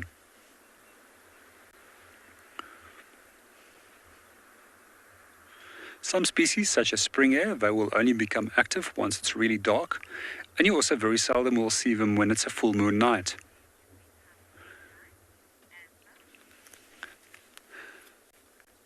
Good afternoon, Amber, and welcome to the show. And that's a very long question to answer. It basically goes down to it that I used to quite often walk away from home and go and hitchhike all over South Africa. I then learned that I actually like sharing knowledge with people. As my knowledge grew, people would often ask me questions if they give me a ride or if they meet me in a hostel or a backpacker. And very soon people actually asked me, "Don't you mind to take us there? We will pay you." And then from there I decided to become a guide.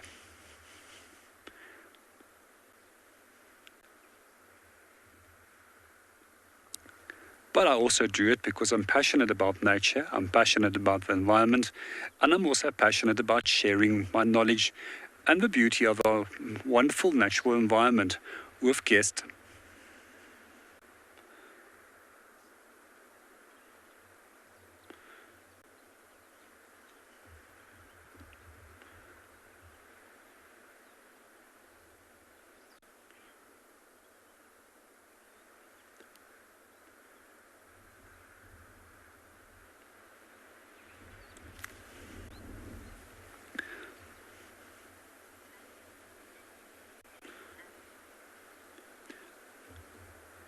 In the meanwhile, we're going to watch the sunset a little bit longer, but we're going to hand you over to Andrew, that is now still looking for some nocturnal animals.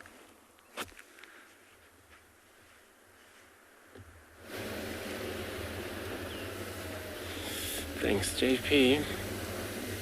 We're still on search. I haven't actually come across anything that we actually call it a nocturnal right now. So we're coming down to Gary Dam because we checked few roads there and there's no luck. So we're just gonna see what is in the dam here, what could be drinking this time of evening. Where if the lumber it happens that she may make her way this far, then it means that she have moved so much during the day. If she then hasn't yet, it's probably because she had delay. Maybe she has a kill somewhere nobody know about, which that happened. They spend a lot of times. Whenever they kill something, they would spend a lot of time to finish whatever it is. Take their own time, digest, they go again, feed. So you find a whole impala at the end of the day, it's all eaten, finished, without sharing or anything, because they don't actually share. They're not in group.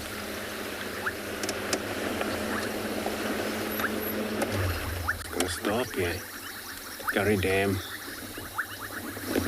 listen to anything that could be around here. Walrus,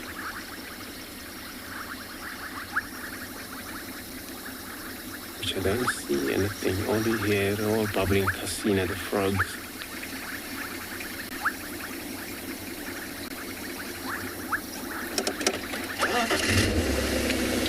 Going.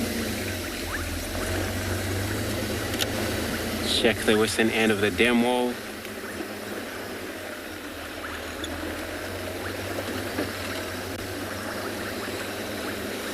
Because that's where sometimes it's easy for all animals to exist in and out. That.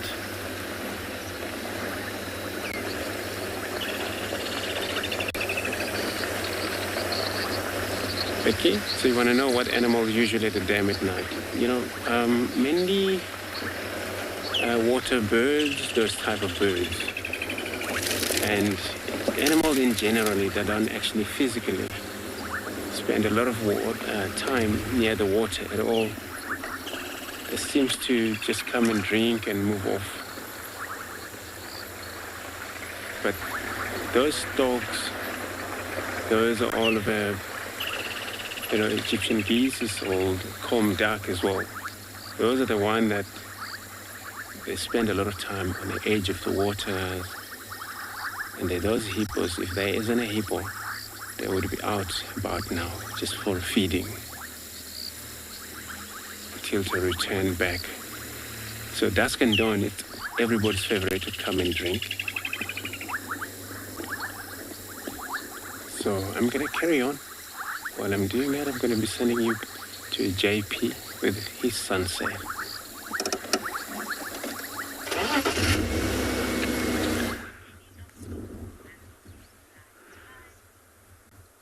Good evening and welcome back again to Tswalu.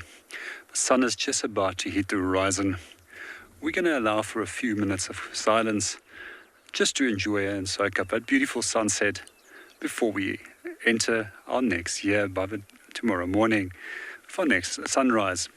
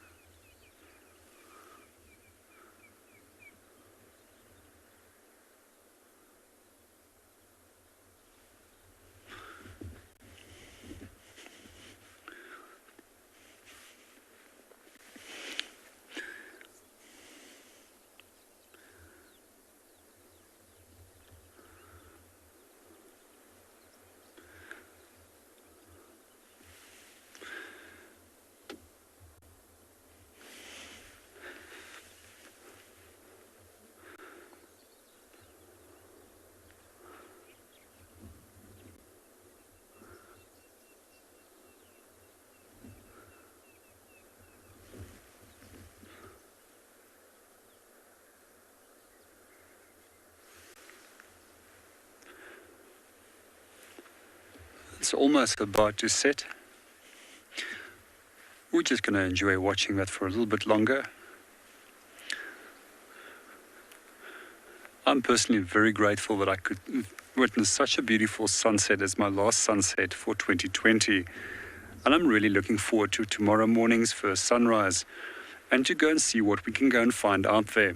Every morning has a new opportunity and you never know what you're going to find, which is one of the things that makes guiding incredibly interesting for me.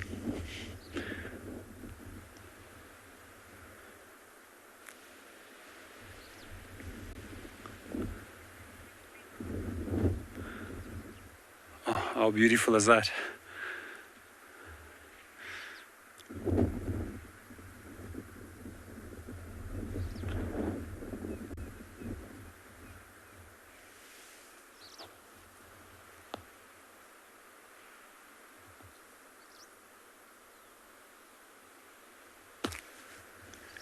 I would like to say thank you very much to all the viewers for joining us with WildEarth through the 2020 year.